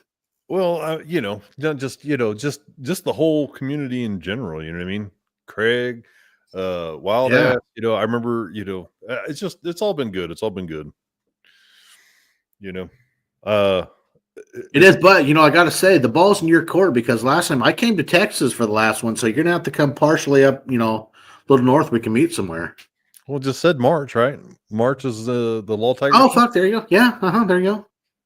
And if we're gonna start keeping tabs, I got 100,000 to kill. Well, I've got 93,000 miles to kill. So, from me to you is only a couple thousand miles. Hey, we can meet places, and hey, you already know you always got a room here. Yeah, I'm just saying. There is always a bottle of courage to be shared. I'm just saying, if you want to start keeping tabs, I got plenty of time to come. I can start rounding up that scoreboard pretty quick and be like, "Hey, dude, next year I'm like, you can come down here 52 times." What's going on? Well, like Amy was saying, we got some trips to Colorado, see, the daughter and our son-in-law and grandson. That's like a halfway point. It's wild to me that Sturgis, I think, is exactly the same amount of miles from me to Sturgis as from you to Sturgis. Yeah, it's like 1330. I want to say something like that from Made of Sturgis? You said 1,300? I think so. Yeah, I think I'm like at 1,290 or something like it. I know it was something really close. Let's see Yeah, here. Mike, you're gonna need a private jet. So, Directions from home. well, if you're gonna do it, I got to do it too. Maps. 1222. Sturgis, South Dakota. Directions. Your location. Oh, God, I just can't with all this privacy. 1226. Yeah, 1222 for me. That's crazy. Oh man, I'm putting in way more miles than you. That's Hey, I can make a few left turns, right turn, and I'll beat you. yeah, one wrong turn. Yeah. Yeah, Michael Nielsen, 1150 from his place on the other side of the sound, the South Sound. Well, it's ironic that Sturgis is such the center meeting point for all of us. That is fucking funny. Yeah, I don't know. There's a few IBA rides that I want to do this year. The ride around states. Honor had a great idea last year. She was doing the X ride of Texas, and she was labeling that let's X out DMD, and I thought that was such a clever idea. And so there's a lot of ride around states that I want to do this year. And so like I was trying to figure out some kind of way to cleverly put something together, let's circle the problem, or I don't know. I was trying to figure out something creative, but I'm not creative. I probably need to get with Honor and have her. See, the ride around Texas, isn't that almost like 3,000-ish or just over for Texas? Yeah, I think it's you know what? I don't remember now. I think it's I know it's longer to go around Texas than it is to go from East Coast to West Coast. I bet I'll get 10 more tickets than the amount of miles. Yeah, man, I just got a ticket in Louisiana, dude. That dude wasn't trying to hear none of my sad story.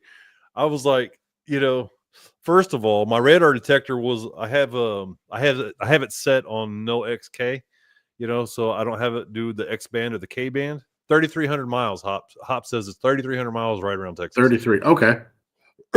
Wonder what the X ride would be. Oh, I mean, fucking Texas is huge. Yeah, it's a little big. But so yeah, man, I get pulled over in Louisiana. First of all, dude, my radar detector doesn't go off at all. So he's using freaking the K band, and I'm like, what kind of podunk, you're gonna, second of all, I was lane splitting 2 18-wheelers, so I was like, I didn't want to push it too much, right? So I was like, but in my mind, I'm like, I kind of want to talk to a lawyer about this, because I'm like, how did you get me?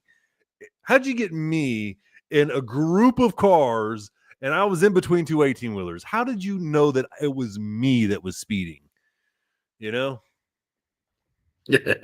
kind of feel like I was profiled, I think is what happened. Profiling. Son of a bitch profiled me.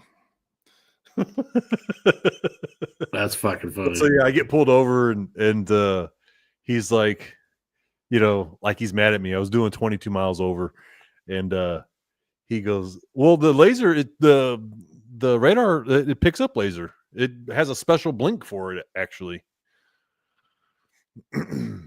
But so he goes, he's just like, what are you doing? And I'm like, whatever. Riding? So I'm like, yeah, I'm just charity rider. Yeah, license and registration, please. And I was like, well, from Texas, we don't carry registration, we carry insurance. He goes, that'll do. I was just like, what a dick. So I'm like, I give him I give him my driver's license, and I give him my concealed handgun license. And usually that's like it's like a gateway for conversation. because then they asked me, "Oh, are you carrying?" And then yada yada blah blah blah. And he's just like, "Yep, don't need that." Gives it back to me. He's like, "Where's your insurance?" And I'm just like, "Oh, it's in my phone somewhere. I got to dig through it." He's like, "Well, you dig through that. I'm gonna go run your license. I'll be right back." So I was like, "Okay, all right," So he's, I'm like, I pull up my insurance right away, and I was just like, "Oh man," So I pulled out some stickers because I'm always bad about. I've always forget to give cops stickers whenever they let me off. You know what I mean? There's been a couple times where I'll hand them out, but it's just like more often than not, I get out of as long as I'm not riding with Hop, I get out of quite a few tickets. And so I get to. I always forget, I want to hand him some stickers anyway. So I'm like, well, I'm gonna get these stickers ready so when this guy comes back, I can just, hand them over to him. So he comes walking back with this freaking, Costco receipt, flapping in the wind. He's like coming back to me with my license and his long ass ticket. And I was just like, I put those stickers in my pocket. I was like, fuck this guy. Fuck you. Ain't getting those stickers. It's like, yeah, I'm gonna give you a ticket. And I was like, yeah, I could read it from back here, Yeah, exactly. They don't get shit if they given a ticket. Bastards. Oh, well, that's like the one in Montana when he got you. But I don't think you didn't get a ticket that one, did you? But he was cool. He was cool. He says, I clocked you at 90. I had my GoPro running, and I had he goes, I clocked you at 99. He goes, but he's telling me about all these laws in Texas and all this shit. I'm just like, really? This is all news to me, but it sounds like you're about to do me a solid, so I'm not going to correct you too much here, So yeah, he's like, I clocked you at 99, but I'm only going to give you a ticket for doing 90. It's like, well, I'll take what I can get, man. I appreciate it. Oh shit. I got a ticket in yeah, Hayden, it was a construction zone. But actually he didn't list it on the ticket. So that saved me. But see, they have signs over there. If they're not working, then it's technically it's not a construction zone unless they're present and working. I noticed that. I remember reading the signs. Yeah. When workers are present. It's the Yeah. level when workers are present. Yeah, not Washington. If it's a construction zone, even if they're not working, guess what? Fucking that fucker doubled. Oh, really? Yeah. Bastards. So I got a ticket in February of 2024 or early part of the year. Maybe it was April, somewhere in there. In fact, I think it was actually on my way to go participate in the Heart of Texas rally. And so I was some place in Texas. I don't know, or some podunk town. And so for all my Texas tickets, I got a lawyer that handles all that stuff. And so I just text him a picture of the ticket, and then it's just like, I text him a picture of the ticket, and then he sends me a link to pay. It's kind of some shady shit now that I'm saying this out loud, but I text him a picture of the ticket, and he sends me a link to pay, and then I pay, and then it's like I get a letter in the mail 6 months later that says don't do that again, And so so I always forget about it. Once I do the link to pay, I'm just like, it's just out of my brain, right? So usually what he'll do is like he'll, and I think this is just a common lawyer thing is like they postpone a lot of them until they get enough of them in together, and then they go handle them all at one time or something like that. So anyways, so this guy, my lawyer is doing that. And next thing I know, it's the end of the year and I'm just starting probation. And so I'm like, hey man, I got like 4 other tickets we got to deal with, I'm like, I thought this was already handled. And I'm just now starting probation. This is kind of a problem, So luckily they were all in Texas, and luckily it wasn't a problem. But this one,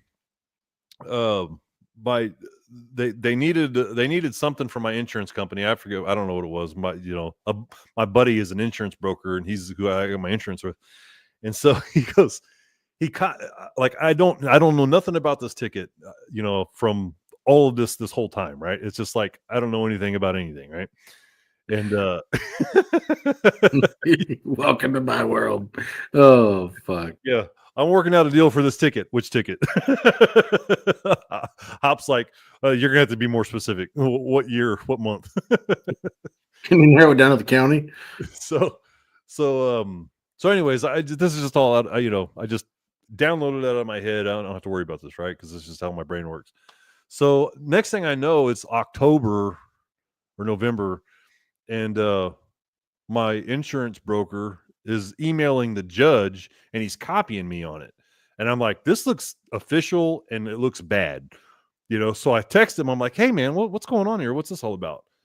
And he's like, well, your ticket that you got, they need a something insurance. And so like I emailed it to him, but she's not getting the attachment. And then so like there's just this weird shit.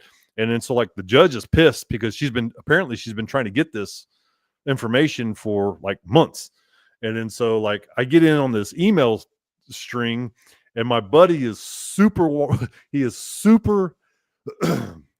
is extreme right wing, right? Like he's pro all the things, and just like, and he's love the guy. I've known him my whole life, but like, you're dealing with judges. It's kind of a crapshoot what you're going to get. You know what I'm saying? So, and he doesn't have a filter and he doesn't hold back. So he's talking about lining people up in the email and giving them the Trump treatment and all this shit. And I'm just like, I'm going to jail, man. Knock that shit off. I'm saying that stuff, I'm texting him and I'm like, bro, what are you doing? I thought, I can't pay you if I'm in jail. You know what I mean? I can't have a policy if I don't have nothing to ride or anything, dude. You're killing me. So the judge calls me and I'm just like, I'm going to jail. I'm just going to jail. This is all there is to it, right? So she calls me and she's like, I've been trying to get this such and such paperwork for all these months.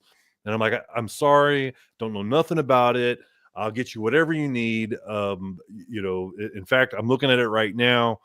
I'm forwarding it to you while I'm on the phone with you. Let's just wait and see that if the mail goes through. And it didn't, which makes me think that there's something on her end. And then so through I'm like, here's a file sharing link. Click on this and you can download it. Get all this worked out over the phone. And she's like, okay, I got it. Also, your insurance broker's a really funny guy. I was just like, oh. Thank God. I'm glad that's how it went, because it was like, it was a crapshoot whether I was going to jail or you were going to laugh. I'm glad you're smiling, Shit.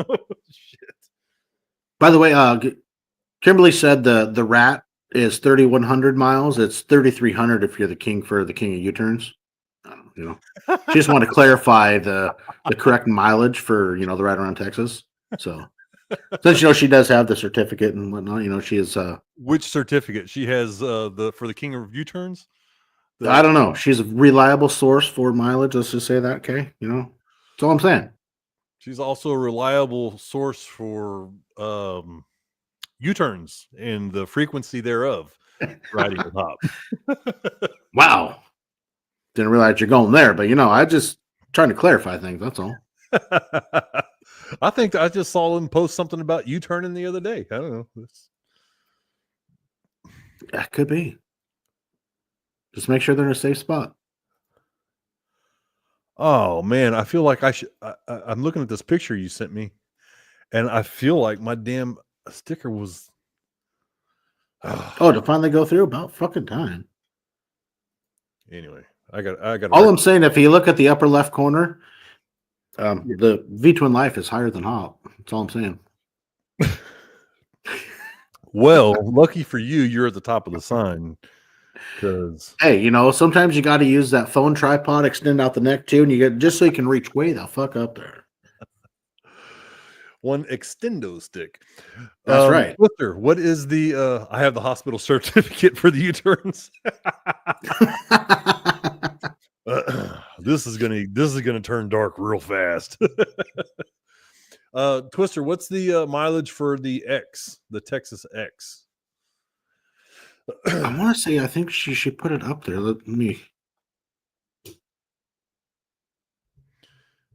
Maybe she didn't. I thought it was an expensive certificate, if I'm not mistaken. Yeah, it probably was. It was like a $20,000 certificate. Yeah, pass on that one. Eek. But hey, at least everything ended okay. Still here, still riding, still with us. So that's the important part. Bikes can be replaced. Yeah. Yes, they can. Much like Iceman. The bike can get repaired and mended, but you know what? Fucking Wile E. Coyote tried to throw you a curveball. Fucking mutt. That was so frustrating. I was so pissed, dude. God, I was pissed. I don't doubt that one bit. Well, and I mean, I really try to keep that low key and like, you know, I just Riot's texting me and everybody's asking about the bike, and in my head I'm like, I don't even fucking know about the bike. I can't use my left hand. I can't use a clutch, and I was just so pissed. I was like, all this time I wanted to do this, and then I'm not going to do it, and then I'm going to do it, and then I'm here, and then day freaking 2, and after, oh man, I went through the ringer of just anger and Emotions. little self-control, and then more anger. Oh man, not how I wanted to do my first Hoka Hey, but whatever. I got through it. Okay, you made it to the finish line. You proved to yourself that you could adapt and overcome, and you did it. And fucking A.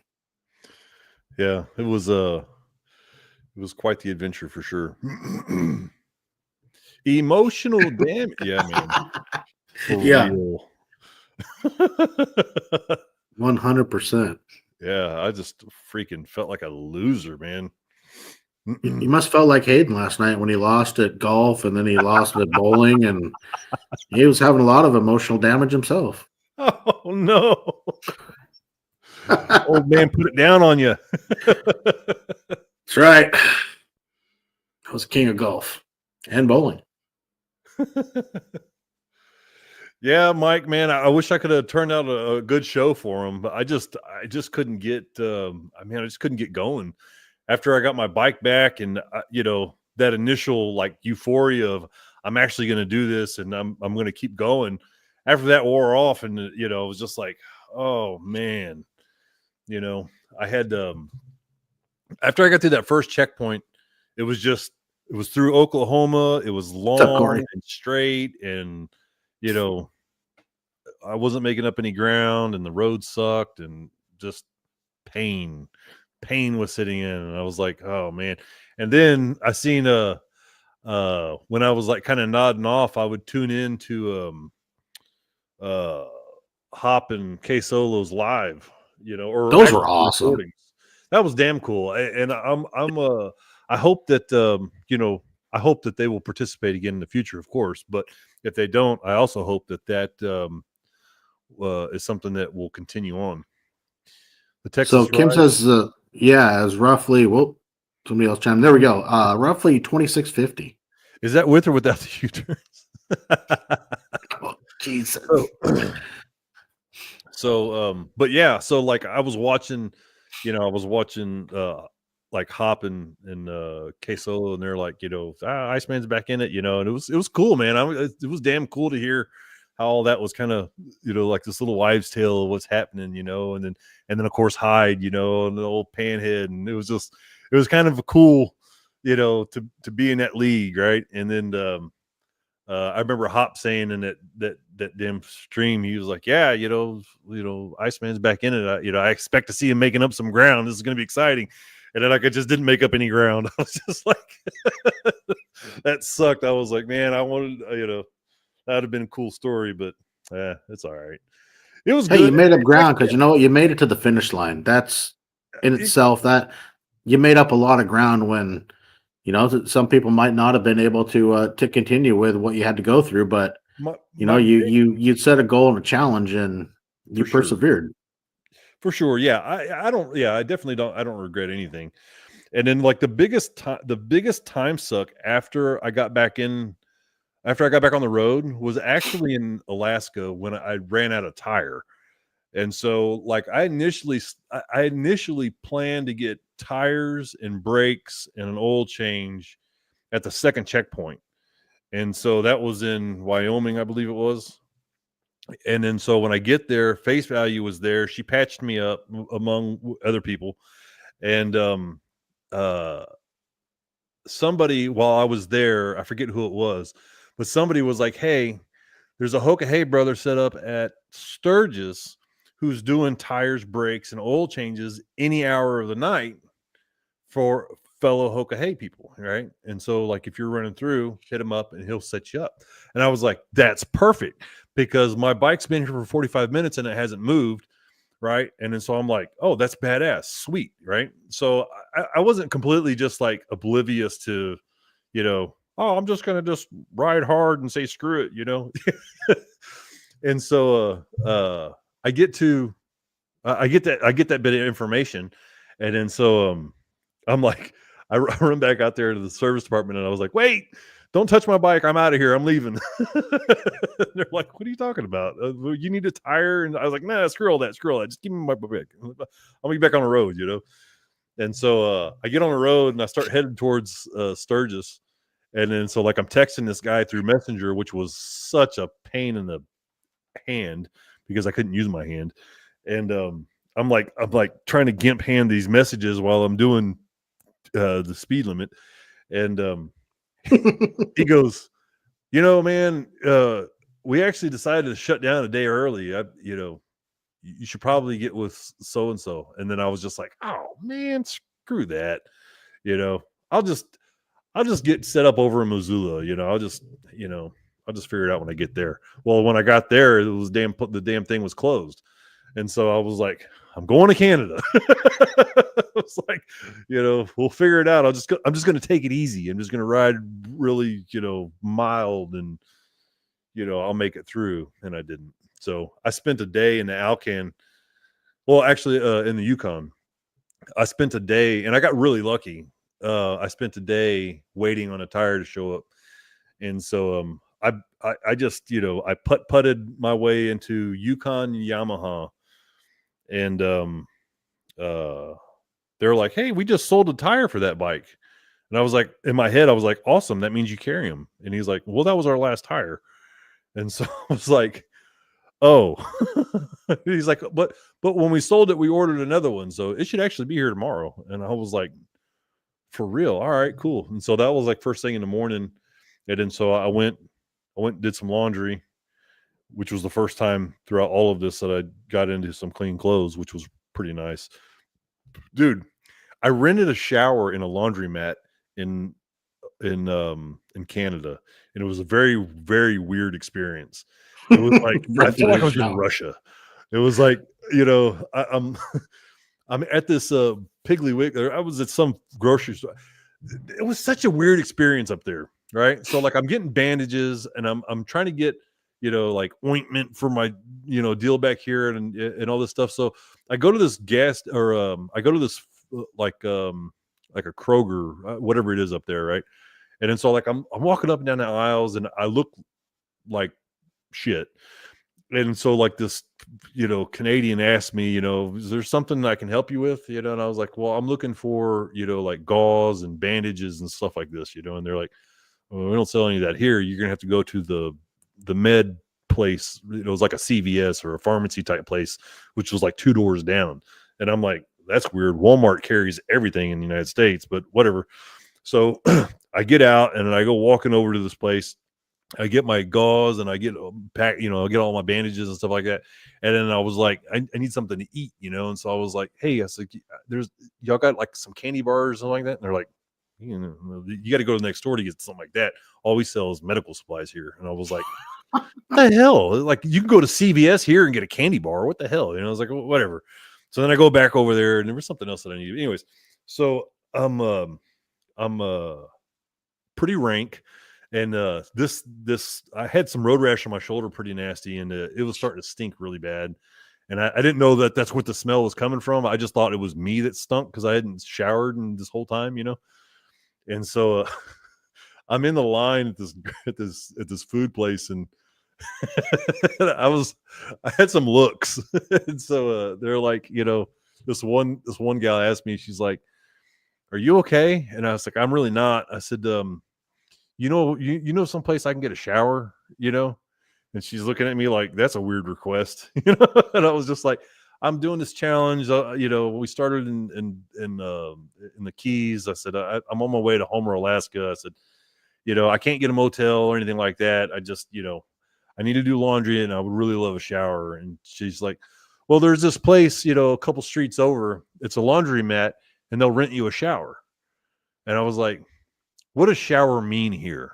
Because back home, what that means is that's, I was like, I don't want to make sure I'm getting this twisted, And they're like, yeah, it's like a bath, but standing up, it's a shower, I was like, oh, okay, all right, I'll give it a try at the laundromat and see what it goes, So I go to this laundromat, and so I'm like, hey, I was told that I could rent a shower, and they're like, they're looking at me like, I stumbled across the secret code and I didn't give the right code word or something, and so they're like, well, it's, however much money, and then so like I've got American dollars, and I'm like, how much of this do you want? I don't know what you just said, but it doesn't sound like anything that I have. It's like, does this convert? And then like this chick's getting frustrated with me, and she's looking around like we're doing a drug deal or something, and I'm like, laundromat part, but first I need the shower part, because I'm not going to just leave my clothes and everything like that. So, anyways, I get the money situation worked out, and they're like, all right, when do you want to take the shower? And I was like, now. And she says, well, do you have everything you need? And in my head, I'm just like, yeah, I came with it, all I got to do is take this shit off and I'll be ready, and so she takes me to so she's like, oh, okay, follow me. We go into this elevator. We go down to like the basement, right? We get out of the elevator. It's completely dark. She's flipping on lights as we're walking down this hall. She's flipping lights on, and like the lights are coming on, lighting where we were walking to. And I'm like, man, this seems really sketchy. I don't know that I like where this is going. So we end up at the end of this hall, and then we turn this way and we go into this door. And so like she puts in the secret code, this keypad. She opens the door, and then she like lets me walk in front of her. And then she says, the shower's in there, take all the time that you need. She shuts the door and locks it. I'm locked in this room. Right. Oh, Jesus. Yeah. Yeah. And I'm like, this is just the makings of some kind of movie I don't want to be in. So I'm looking around, and like, I test the door. I try to open the door to see if it would open, and it wouldn't. And then she opens the door and she goes, do you need something? And I was like, I need to be able to leave whenever I want to leave. Yeah. I got both kidneys, I think.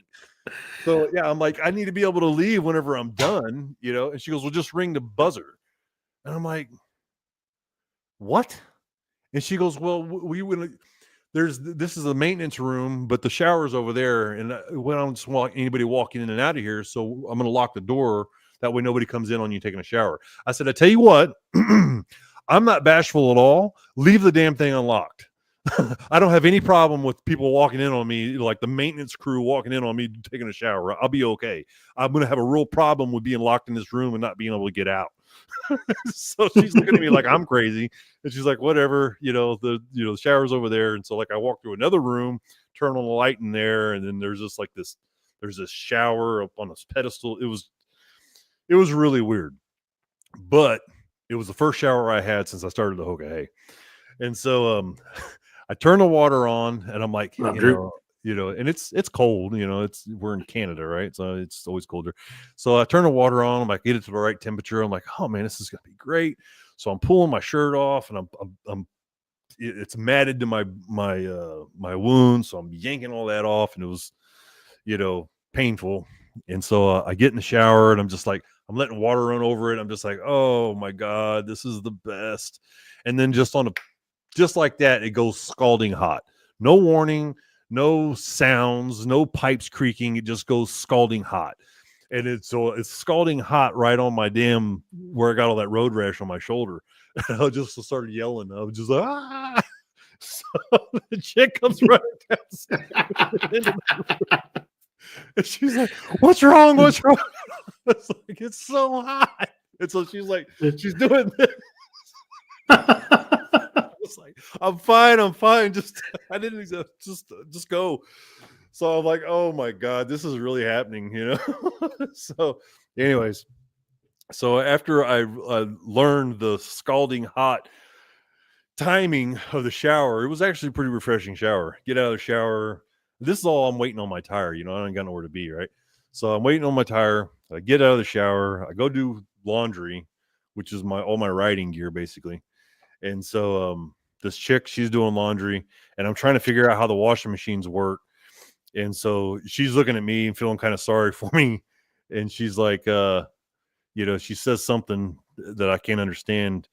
And I'm like, I got a handful of Canadian money, like I don't know what they are, nickels and dimes and I don't know what the hell it is. It's Canadian. And I'm just like, I don't know how many of these go in here. All the slots are the same. They will take any coin, and I've tried all variations and nothing's working. And she's like, talks to me in her Canadian accent, and she's like pulling money out of my hand, putting it in there. And she's like, do you need soap? I was like, no, I'm good. I'm fine. It's good. Brad? I'm fine, So she's looking at me. She's like, how are you going to wash your clothes with no soap? And I'm like, push the thing in. I was like this, and I turn the thing down. She's like, whatever. And then so I'm waiting for the what's up, John? Iowa hog rider. Iowa hog rider. Iowa hog rider. Well, no, but it's Iowa hog rider. Like hog rider.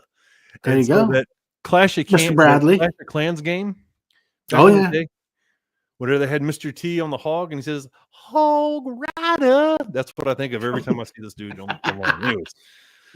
So back to this chick, she's helping me out with my laundry. I get my washer, the clothes are washing, and then the dryer. I need to dry off my clothes, and so I'm gathering up all my wet clothes, and I'm looking around, and all the dryers, there's something up. It's like half of this laundromat works and half of it doesn't, and you need a cheat code for the other half. And so she says, "You want to throw your clothes in with mine?" No, I don't. So she was like, okay, that's weird. And I'm like, that's weird, really? That's no, what you just said was weird. I'll let them air dry. It's cool. And she's like, well, that one over there, they just pulled some out of there. You can put your clothes in that one, but you got to hold the door shut. And I was like, I can do that, So I put my clothes in there, and I'm looking at this pile of change again. And so she helps me out with what change I'm supposed to put in the machine. And then so I put my hand up on the door, and I'm like this, and she goes, well, most people just lean against it, but whatever you want to do. I was like, what I mean is like the door just has to stay shut, anyways. So this long drawn out process, I'm just like, I've got to get out of here. I get all my clean clothes. I was able to swap out of my riding gear for this whole ordeal. And then once my riding clothes were dry, I put them back on. And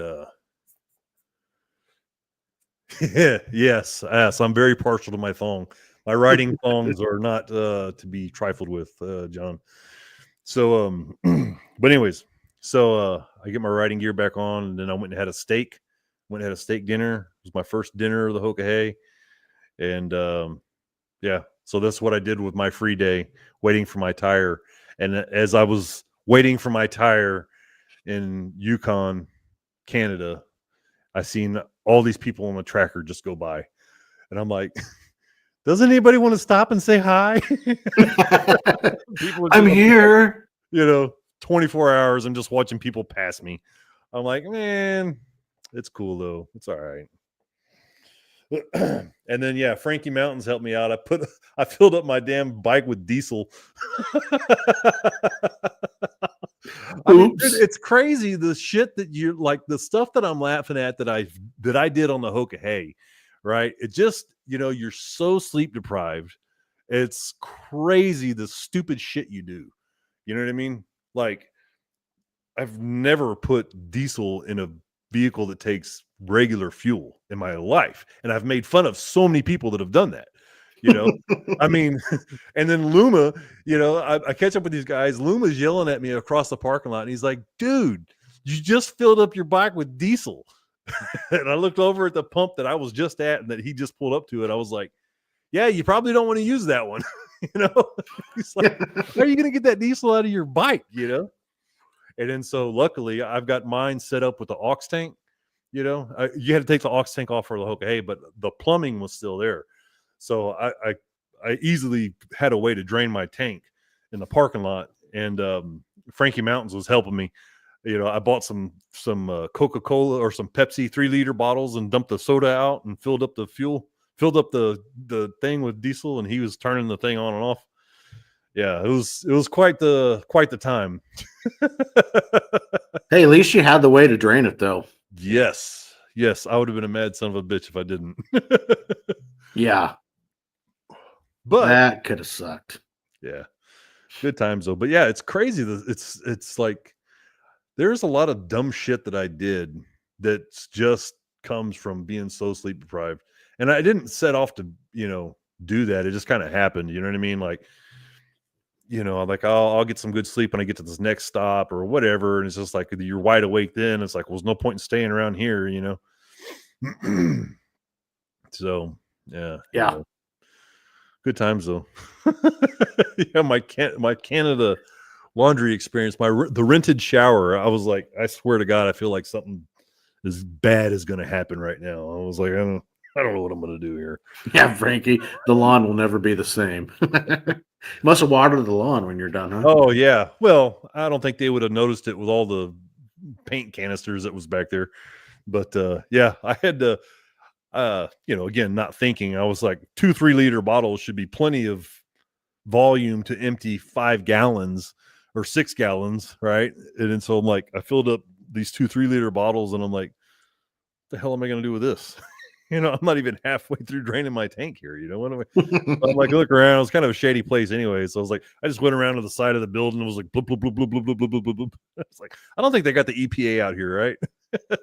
Nah, it'll be fine. Nobody's going to be complaining about that.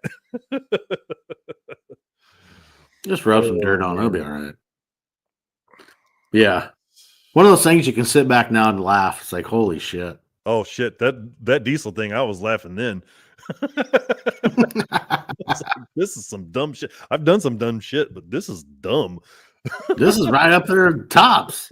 Shit, man. Put diesel in my Harley. That's the dumbest shit I think I've ever done when it comes to well, probably not the dumbest, but you know what I mean. It ranks right up there, That's all it's gotta be said. So Twister called it though.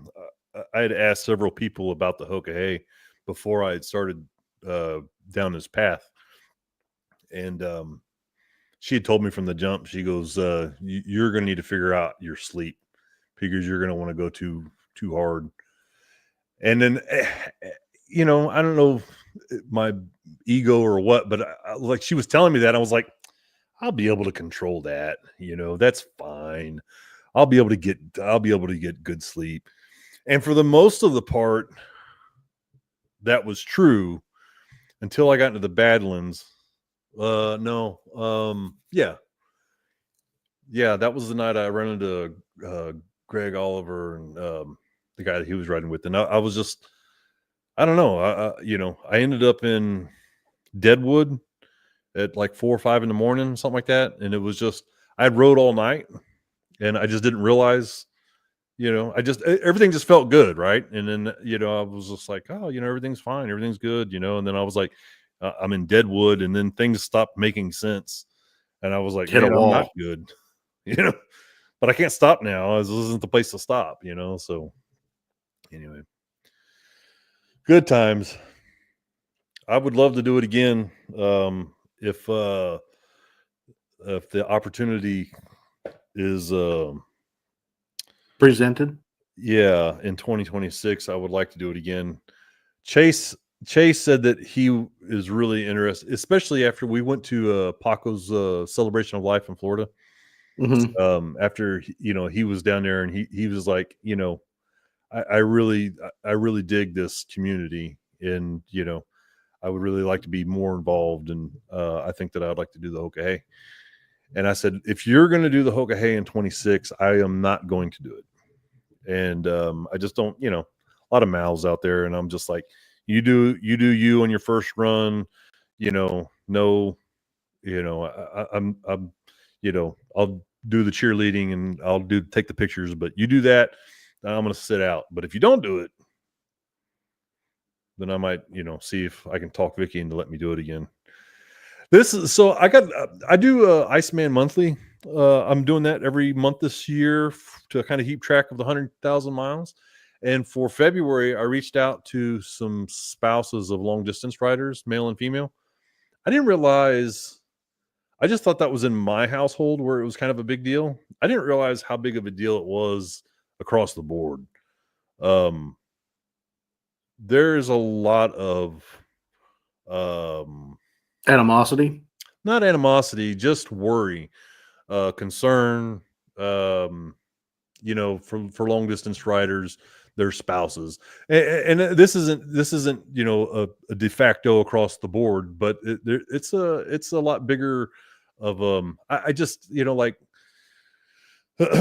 so with Vicky, I just was kind of like this is not a big deal. And in our world, it's not, but I'm just like, you're over worrying it, you're overthinking it. And I'm just like, in my head, I'm like, Jesus, but then after kind of like reaching out to some of these other people, it's apparently a much bigger deal than I thought it was.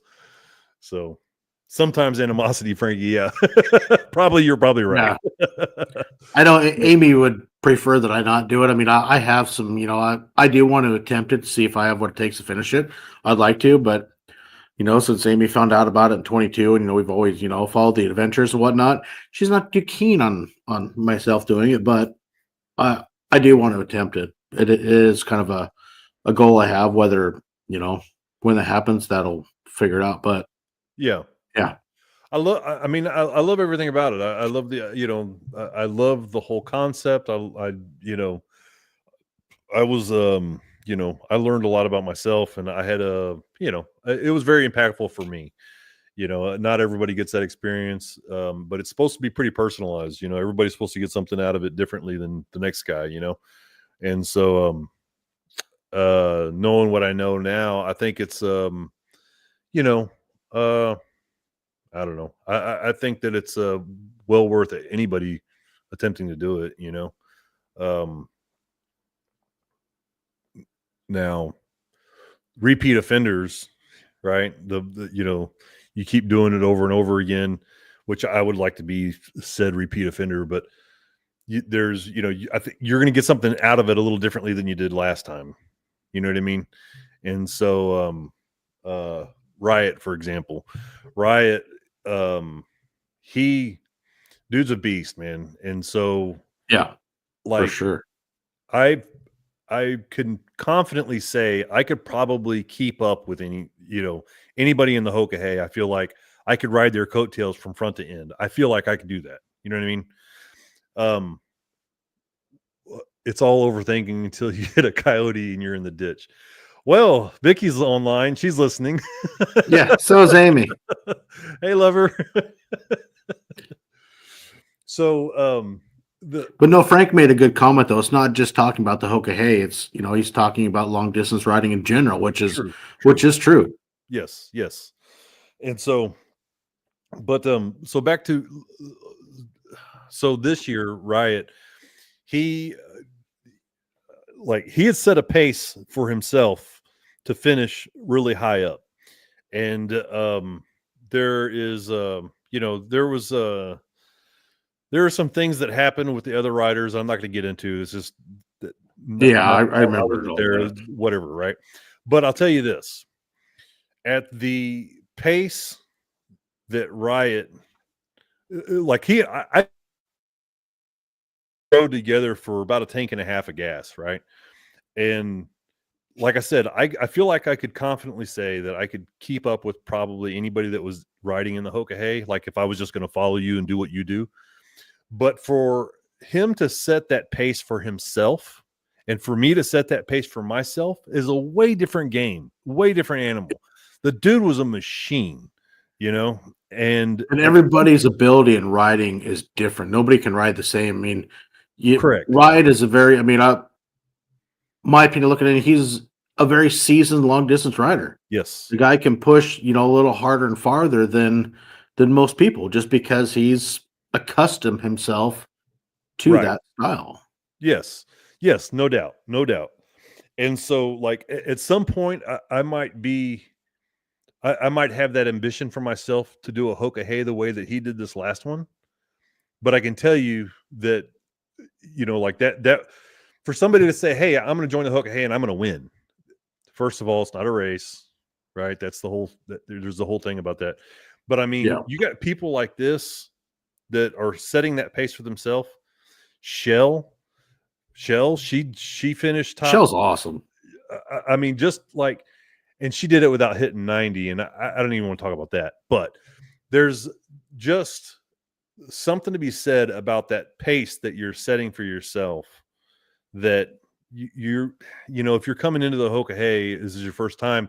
You're, in my opinion, my humble opinion, I've done it one time. I'm by no means anybody, anybody. But for me, the first time, I feel like it should really revolve around you experiencing that journey, and just like remove all the other riders out of it. You know what I mean? Now, I'm not going to say that I'm not competitive. You know what I mean? I want to know where I'm at. I remember Chase, he's checking in with me and I'm like, am I going to pass somebody yet? Am I going to pass somebody soon? Because I kind of want to pass somebody. Is there somebody coming up? So like, I'm not saying that I'm above all that or whatever, however you want to say it, but there's a lot that a person can gain from doing the Hoka Hey that has very little to do with what place they come in, if that makes any sense. You know what I mean? I've heard that from a lot of people, and I'm an outsider looking in, never done it, but from the amount of people that I've got to talk to and got to know through this adventure, it's a very common ground amongst everybody is you find yourself within that journey of whether, 10, 11, 12, 14, 16, 15 days, that challenge, you're going to find yourself and you're going to find something about yourself you didn't know. And I've heard it from many people. But you definitely, I mean, whether you find quote unquote yourself or you find something you didn't know about yourself, all in one and the same, it's pretty interesting, I remember, so like I went down in 2021 at the end of the year. I hit some nasty rain, some rain in Texas, right? And we were out west where it was all oily. And so I hit the ground at about 75 miles an hour, busted up my bike real bad. I didn't really get hurt, other than some, minor bumps and bruises, but did a real number on my bike. And ever since then, I've been just a little gun shy in the rain. I'm definitely not as careless and gung-ho as I was previously, right? And so, like, I mean, like I'm still running 90 in the rain, but it's just like it's such a mind fuck, because I'm like, what is this sound? What is that vibration? What is this? I've every bone that I've ever broken in my body has been on a motorcycle, whether it's been a dirt bike or what. Every bone, right? That's just, and so I'm okay with all of that, because you do dumb shit, you get a prize. And most of the shit that I've done has been dumb, like jumping my bike and, landing in a freaking lake and breaking, my hand or what, I get those things. Right. But whenever I wrecked in 21, I didn't understand it. And I still don't. I'm trying to understand, because like you take the things that you screw up and you try to make them better. Right. So you don't do this again. Yeah. So I'm like, what did I do wrong? Right. I just can't wrap my head around the fact that shit happens. You know what I mean? Like, I feel like you should be able to ride your way out of like these things. You know what I mean? And so anyways, so when the Hoka Hey started, we started in a freaking hurricane, and I was like, this is my test. This is, and I get through it. I legit rode through a Hurricane Debbie. I got pictures, screenshots of my little blue dot going across the eye of the storm, like 40 miles, I think, to the side of the eye, but I went right through the center of the path of the trajectory of the storm. Anyways, so I get to the other side. I'm in Georgia. I meet up with Riot. I'm like, hey, this was my thing. This was, this was my whole, test or whatever. And I'm like, everything's good. I feel good. Everything's fine, and then I hit a fucking mutt. But yeah, fucking wily. Yeah. Doing all right. But, it's all part of, life's adventures and trials and tribulations and whatever else they say.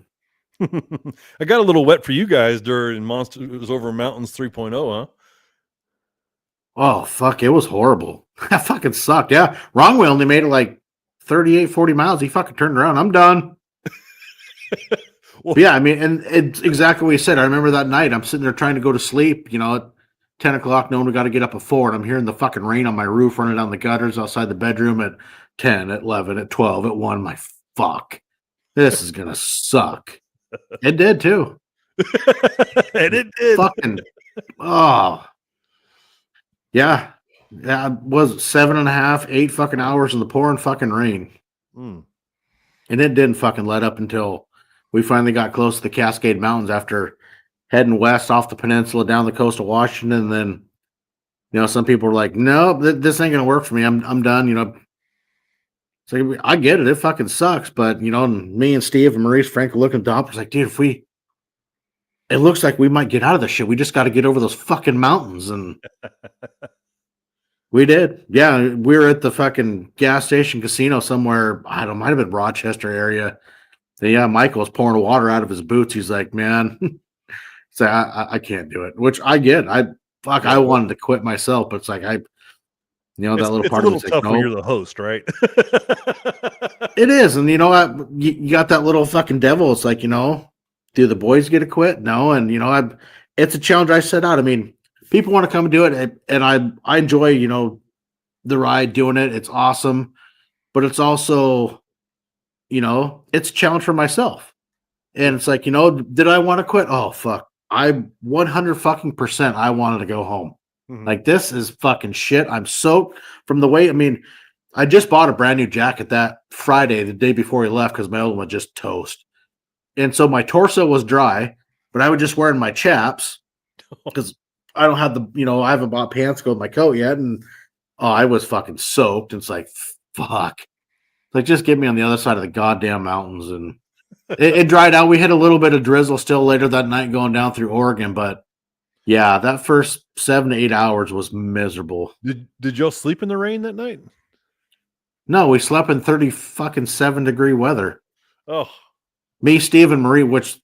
Here's a funny story. So we get to Brothers, Oregon. We were trying to get to Bend, and finally, it's like we're all tired because it was. Y'all zipped all your sleeping bags together, didn't you? No, even. So we get to this little rest stop. They got these little fucking covered areas. So Steve takes one. He's sets his mattress and his gear up, and dude, I had to laugh. I mean, Steve's like me. He's got a big beard. Well, he gets in his mummy bag. He zips it all up, and the only thing sticking out is his face. And he goes right to fucking sleep. Marie sets up his hammock, and I set up my little mattress up on the table. So I blow up my little air mattress. I'm there. Marie sets up his hammock on the pillars, this little covered area. And, it's like 11:30 midnight. We're going to get up at 4, hit the road, we'll get a little power nap. Well, like 1 a.m, I wake up because my fucking feet were soaked. And so I changed my socks, put on dry socks, lay back down. It must have been about 2 a.m. The mattress said it didn't want to hold air anymore. And I go to shift in my sleeping bag, and the mattress shoots out one side of the table, and I slide right off the picnic table. I slam into Maurice, who's in his hammock. I scared the fuck out of him. He screams like a schoolgirl. He didn't know what's going on. I'm laying on the fucking ground. Fuck. We're rolling out.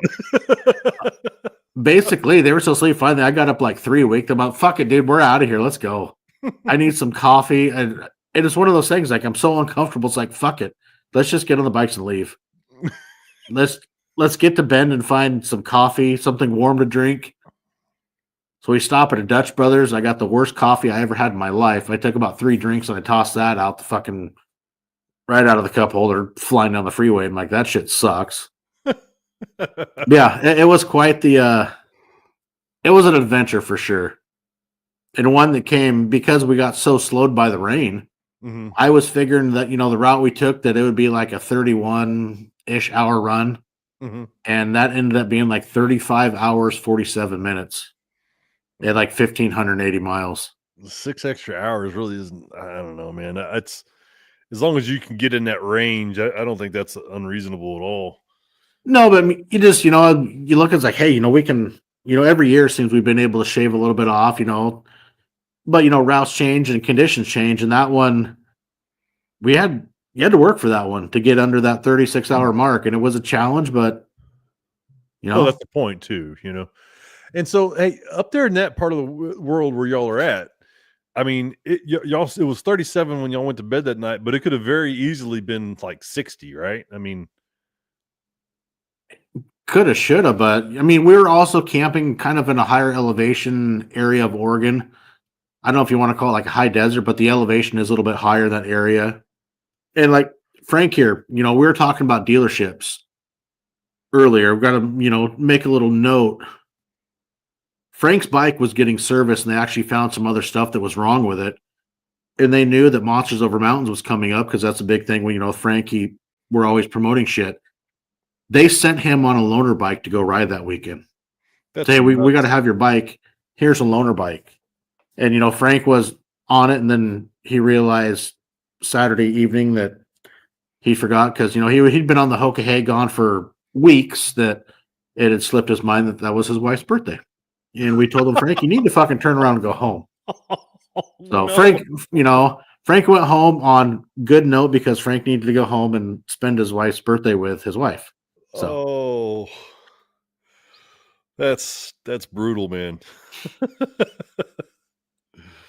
So, but you know what? That's just one of those things. I guess really what I'm getting at, though, what I'm asking, I'm curious about was, whenever y'all set out to do the Monsters Over Mountain this last time, did you know you was going to be sleeping in really cold weather? No. And so I figured it was going to be warmer, and wasn't so much originally. I think the beginning of the week, it really wasn't supposed to rain. And like Tuesday or Wednesday, weather fucking changed. And then it went to, weather-wise, like, fuck, we're going to get wet. And no, I wasn't thinking it was going to be that cold in August in Oregon. And it fucking was. But that was the one thing I learned the first year. No, actually it was year 2 of doing this, when we were up in Bonner's Ferry, just a little west of Flathead Lake. It's very important. I found, I think I took a 40-degree bag, and that night it might have been 30, 40-ish degrees, because, again, we're at a little higher elevation. And after that, I went to a fucking 0-degree mummy bag. I'd rather be warmer than too fucking cold, because I don't like being cold. And oh, yeah, no doubt. I could, and that was an education. It was a learning aspect. Much like yourself. When you start getting into this, you learn your craft. You learn little things that are important to have, and yeah, I learned that. So now it's like I ain't going anywhere without a fucking warm ass fucking bag when I'm doing this kind of traveling and this kind of sleeping arrangements. Well, I think. Yeah. I lost my train of thought there for a second, but yeah, it's, you don't know what you don't know, right? And then there's like, if you were to initially set out to kind of do, ride these rides, right? And it's like you'd have to pull a trailer or all the shit that you might need, but at the end of the day, it's like, okay, what do you actually need? You know what I mean? And so like whenever I left for the Hoka Hey, I had my tour pack, 2 saddlebags, and I just had a whole bunch of shit. You know what I mean? And then after I wrecked, I couldn't pick the bike off the jiffy stand. You know what I mean? Because it's like my shoulder, I broke my collarbone. And so like I couldn't, it was just like I couldn't lift it, right? And so I was just like, well, all this shit's got to go. So I was like, at first when I told Chase, I was like, I'm just going to attempt to go further than here. I don't know that I'm going to be able to finish it all. I'm just going to get better halves are getting us in trouble over here. What's happening? Like Denver's ever forgot a birthday. I don't know what she's talking about. And then you got Vicky chiming. Yeah, Jason either. Oh, I didn't forget your birthday, honey. Sheesh. But Frank, anyways, bring heated gear. I haven't pulled the plug on heated gear yet. So I was, I was kind of reevaluating everything whenever I was at the tow truck at the wrecker yard, and I was like, okay, just everything's got to go. I took a thermos for the desert. I took the heated gear for Alaska and Canada, and I took a change of clothes for the party, because I was like, just in case I make it to the party, I want to have a change of clothes. And then I took, my Atlas, in a dry bag, and bungeed all that shit to my bike, and I was like, okay, I can actually lift this, Yeah. And so, but anyways, like, you're entertained. I gotta grab a piece of wood for the fire. A piece of wood for the fire. I'm like sweating. I'm looking over at my thermostat, like, how can I reach that to turn it up or down? It's cold. It's hot. Babe, look at me. And by babe, I mean Vicky. Vicky, I did not forget your birthday. I did not forget your birthday. I will never forget. I could never possibly forget your birthday is December 2nd. Okay?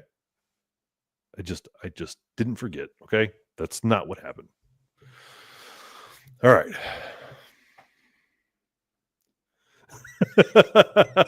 Yeah, not you, John. Frankie, what kind of heated gear do you use? Do you use the hot wired?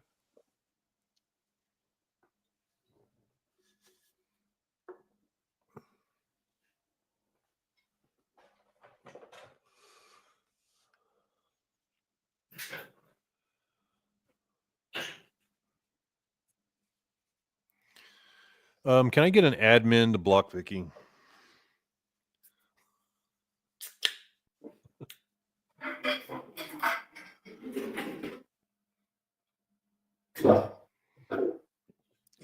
Jeez. I didn't make plans for my own birthday. What the hell? What the hell? Hey, can I get an admin to block Vicky? But no, that's another part of what we're talking about, though, is just learning the craft of what you got to take and what you don't need, and building a setup that works and learning what truly you need. Yeah, I asked Frankie what kind of heated gear he uses. He says Gerbing. Yeah, you know what's nice about so I use Ken Phoenix. I got hooked up with Phoenix with the insoles.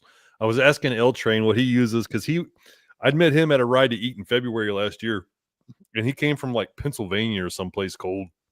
And so I was like, bro, what do you use to keep your feet warm? And he says, Ken Phoenix, he makes these insoles. And then I was like, and your feet don't get cold? He's like, shit, I got to make sure I don't get blisters from the heat.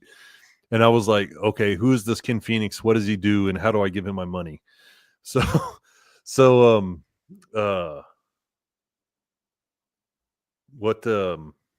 I reach out to Ken, I get some insoles, and then I get some gloves. And then I learned about the whole, the controllers, right? And so the cycle gear sells hot wired, and I really like it. It doesn't get hot enough, but it's good for off the shelf stuff. And so the problem with that is like it doesn't work with the controllers that you would get from Gerbing or Ken Phoenix. And so they have the controllers built into it with buttons, right? So then I realized I bought some Gerbing something socks, I think. And I was like, oh, these suck. They don't get hot enough. Well, the problem is like I didn't have them hooked up to a controller. And so I hooked them up to a controller I hooked them up to the warm and safe controllers from Ken Phoenix. And I'm like, damn, this stuff's pretty good. So, but yeah, wired heated gear. I started with battery operated stuff, and anything that says 7 volts is a joke. I only have first gear wired gloves, had them for years. They get really hot, and I have a heat troller for them. Yes. First gear. You know what? I think I got some socks from First Gear. I know my bike's all wired and has the plugs for heated gear because I know my dad had it, but I've just never gone down that road yet. It's like I didn't want to age myself that much, like what I kept telling myself. Yeah, whatever, age or not. I'm like, yeah. No, that was my excuse. I think I kept telling myself, but no, I think it's about time. Screw that. Chase likes to road a soon. little bit until we're out in the shit, and I'm like, "You look cold," and he's like shaking with his hands are all jacked up. I'm like, "Your heated gear doesn't work." Fuck you! I don't have heated gear. I'm like, "Oh, that's right, you don't." Yeah. It's like when I used to give my dad shit when he had cruise control and I didn't. Damn, now I do. Dude, that's been a minute. I know. And now I give Hayden shit when he ride and he don't have cruise control. I'm like, you don't have cruise? Oh, yeah, you don't have cruise control. God, it's nice. But yeah, it's all, figure everything out and just have fun with it. Yeah, John, Fine line between I was in hardcore and 15-degree stupid. weather the other day, and all of my heated gear was not enough for the Iceman. Yeah, that's just fucking cold, man. That's Period. stupid. It's ridiculous. There's no reason for temperature to be in teenage numbers. Teens is just stupid. Frank, Oh, I've I been got out for to- hours in 14 degree. Yeah, you're a whole nother kind of animal, Frank. Yes, That's for sure. Yeah, that's.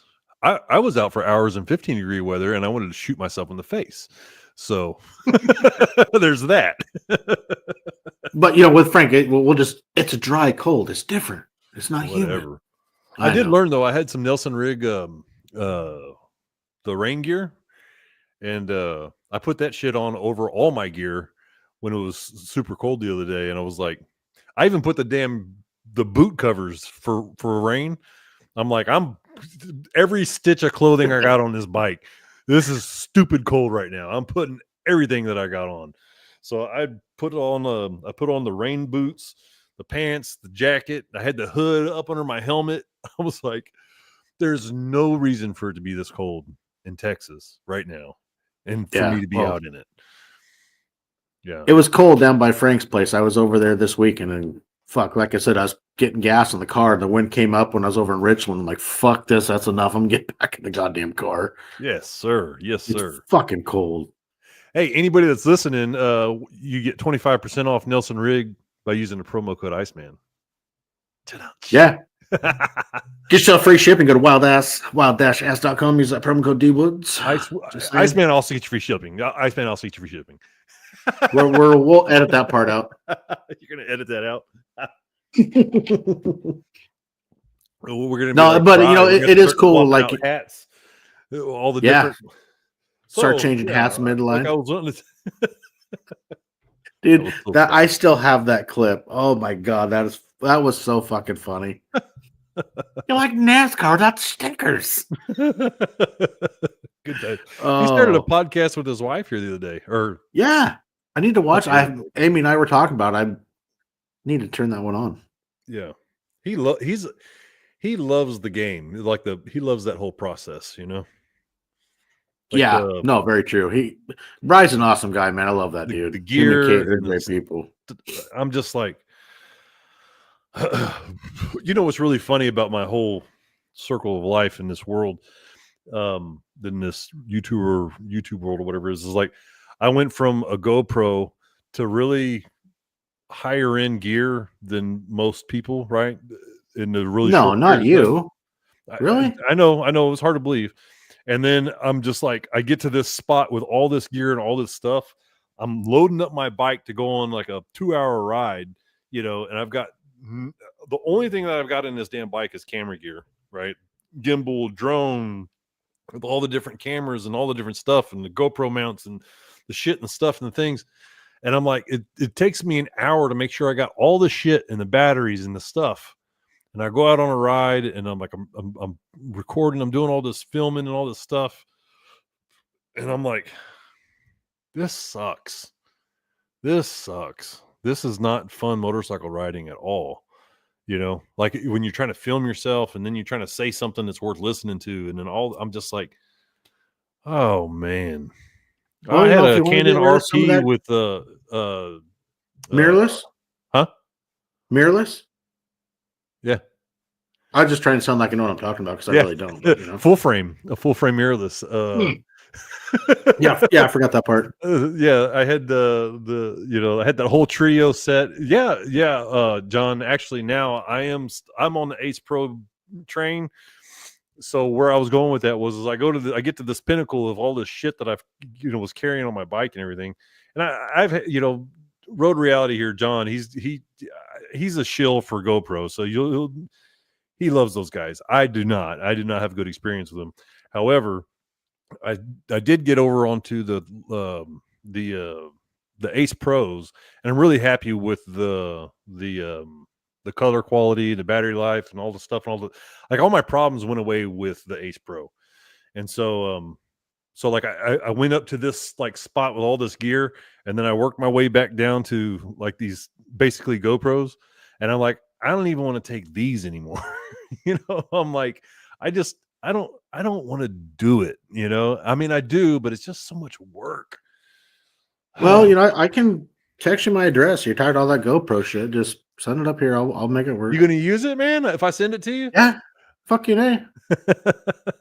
What pisses me off though, I mean, I got the GoPro mount for that fucking son of a bitch and purple panda. I plug everything in and no audio. Fucking shit.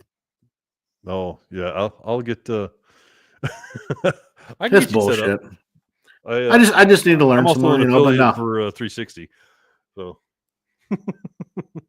The Insta 360 is fun, but somehow when it was at Turbos, when we went down for Turbos, was that 2 years ago? The fucking door for the battery plug-in somehow fell off when I filmed his ride. When I actually put the 360 camera in the sidecar when Frank had him. And yeah, the fucking battery door fell off somewhere. well, those are they're supposed to come off. So I mean, It totally fell off. It's not there no more. that's what I'm saying. They're supposed to come off. Oh yeah. So like if you get another, you can put it like there's a little snap clip thing. Yeah, I need to see if I can get another one, put it on so then it's still sealed. Mm-hmm. Yeah, so yeah, that's one of the deals. I bought a 360, the X4 for the for the Hoka Hey, and I started with it. Didn't finish with it? Yeah, it's in a ditch somewhere in Alabama. Oh yeah, goddamn her. Yeah. So I went back to the scene of the crash, and Chase tells me, he's like I'm listing the stuff off that I'm missing, whatever. And he's like, "You gonna go back?" And I say, "Hell yeah, I'm gonna go back." And so I go back, and I went back for one thing and one thing only, and that was my backrest for my seat. I was like, "There's no way in hell I'm going all the way to." Yeah, backrest. My backrest for mine is somewhere, I don't know, around Butte, Montana, along I-90 somewhere is where my backrest is laying for mine. Nice. It came out. Yeah. Well, Amy and I are riding, so I had my Kimimoto bag on the tour pack, the tea bag sitting in front of it, and she, hey, can we take this out a little more room? Like, no problem. So we wedged down between the bags. It was tight, but the tea bag would kind of shift. So Amy would, moving her arms, and we're flying down I-90, fucking doing fucking 90 miles an hour. And some dude in this Cadillac, he's pointing and throwing his hands up. I'm like, dude, I don't know what the fuck you're saying. And finally, he rolled down his window. He's like, you fucking lost something. What? And I'm, oh, shit. I hit the shoulder, and yeah, that fucking backrest flew out at about 90 miles an hour going down I-90. You're like, well, that fucker's gone. I don't know what the fuck he's trying to say, but yeah, I'm going to have to get another backrest soon. Me and Vicky were coming down the other side of Yellowstone. And so going up Yellowstone, it was nice. The sun was to our back, and it was beautiful and cinnamon, just all the things, right? We get onto the cold side of the mountain, and it went from like 60 to 30 and like that. And so we're following my brother and Kyle down this mountain, and I just feel her shaking behind me, and I'm like, what the fuck is going on back there? She's like, it's so cold. Of course, she weighs 20 pounds, right? So I was like, oh shit, right? So Kyle pulls over into this. Kyle pulls in. We pull in behind Kyle. My brother and Amber, they just keep going. So I had this thermal liner for my sleeping bag, and I'm like, all right, babe, I'm gonna get you fixed up. Put rain gear on her. I had the heated gloves. Those were the first set of heated gloves I had from Ken Phoenix. And so I was like, I'm plugging them in, and I was like, I got the heated gear, the heated gloves, and I put those inside that thermal sleeping bag liner, and I'm just like, all right, like, you're gonna be okay. It's gonna be all right, And like in my head, I'm just like, I'm for a reason. What am I gonna do? So we get back on the she lost one of the heated gloves, and it kind of wasn't her fault, but I'm still blaming her for it.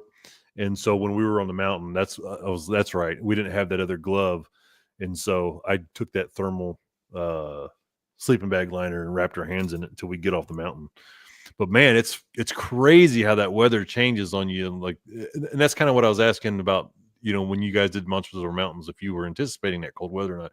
Because I mean, it's just up there, it just changes, It does. Well, when we met you in 22, we came back through Wyoming and went the very southern end, I guess, kind of way Yellowstone, but went over the Grand Tetons into Jackson Hole. And it was absolutely gorgeous, going through the Tetons, coming down to Jackson Hole. And then we were heading towards Twin Falls, Idaho, I think it was. And the sun started going down. We started going in between some of those canyons.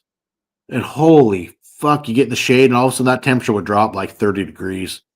No, Hayden and I, we were kind of in lighter gear. It's like we ducking down, trying to fucking cradle around the engine. It's like, fuck it, let's just go. Like, drop a gear and fucking. It's like, we got 30 miles. We'll be at the hotel. Let's just fucking go. It's like, holy shit. Yeah, it got cold. So whenever you start talking miles, what's funny is like at some point I just need to be a better human and just be better. But I get I call it biker math. And so like I'm on the road and I'm like, okay, I got 30 miles. All right. So if I did a mile a minute at 60 miles an hour, that's 30 minutes. All right. Well, if I'm doing double that, half of that time, I start trying to do all these, and then so like calculation. Cold out, I can't use my hands to use any of my electronics, which is the biggest torture ever. I've got the world at my fingertips and I literally cannot use them through the gloves that I'm wearing, like they don't have anyways. So I'm trying to figure out all this shit on the fly and it's just funny. Yeah. I've lost a few gloves because of that. I can't operate. Like, let me take this off real quick, stick it, like down in my crotch, whatnot, get my phone on, grab my glove like this to put it on, and poof, wind grabs it. Poof, fuck. There goes that glove. Yeah. I've lost 3 of them that way. I've recovered 2, but one of them, there was no recovering that one on the interstate in Oregon. Yeah, I don't know. There's no way I can take those heavy gloves. Now, if it's my, the summer gloves or whatever, I can take those on and off. That ain't a big deal. But the heavy ass, those like especially can. Well, yeah, it's taking them off is no problem. So I literally like this. I grabbed the glove and it's just that perfect wind where all of a sudden the wind caught it and poof, gone. Like sucked that out of my hand. I'm like, fuck. Well, this fucking sucks. That was $100. Yeah. Yeah, I was actually on the phone one time with Hayden when I lost one. I'm like, fuck. He's like, what? I just fucking lost my glove. Oh, well. Yeah, fun.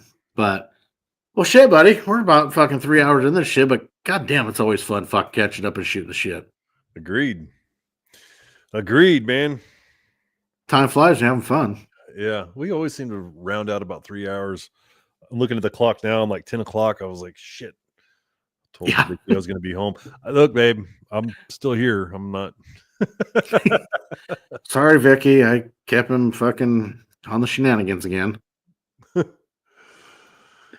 no, man, it's always fun to catch up and, doing all this. It's always a good time. Yeah, man. All the stories, the fun. Yeah, man, a lot's happened since the last time I've been on your show. A lot of things, a lot of stuff, a lot of people, a lot of experiences, a lot of miles. It's been good. Yeah. That it has. It's always fun. So, well, right on, buddy. Thanks for coming and hanging out on a Sunday. Sorry we had to start a little late. My travels didn't quite work out as I planned coming home from Eastern Washington, but, it is what it is. Fucking U.S. Navy. So, fucking U.S. Navy. Goddamn submarines. Fuck, close a bridge when I'm fucking an hour from home, and I got to sit there and wait for the sub to go through. But, yeah. So, hey, thanks everyone for tuning in tonight. I know this one went a little long, but it's a good time, good laughs, good memories, good stories, and just all the fun we have when going down the fucking road. Damn right. That's right. So, hey, you guys all have fun, right?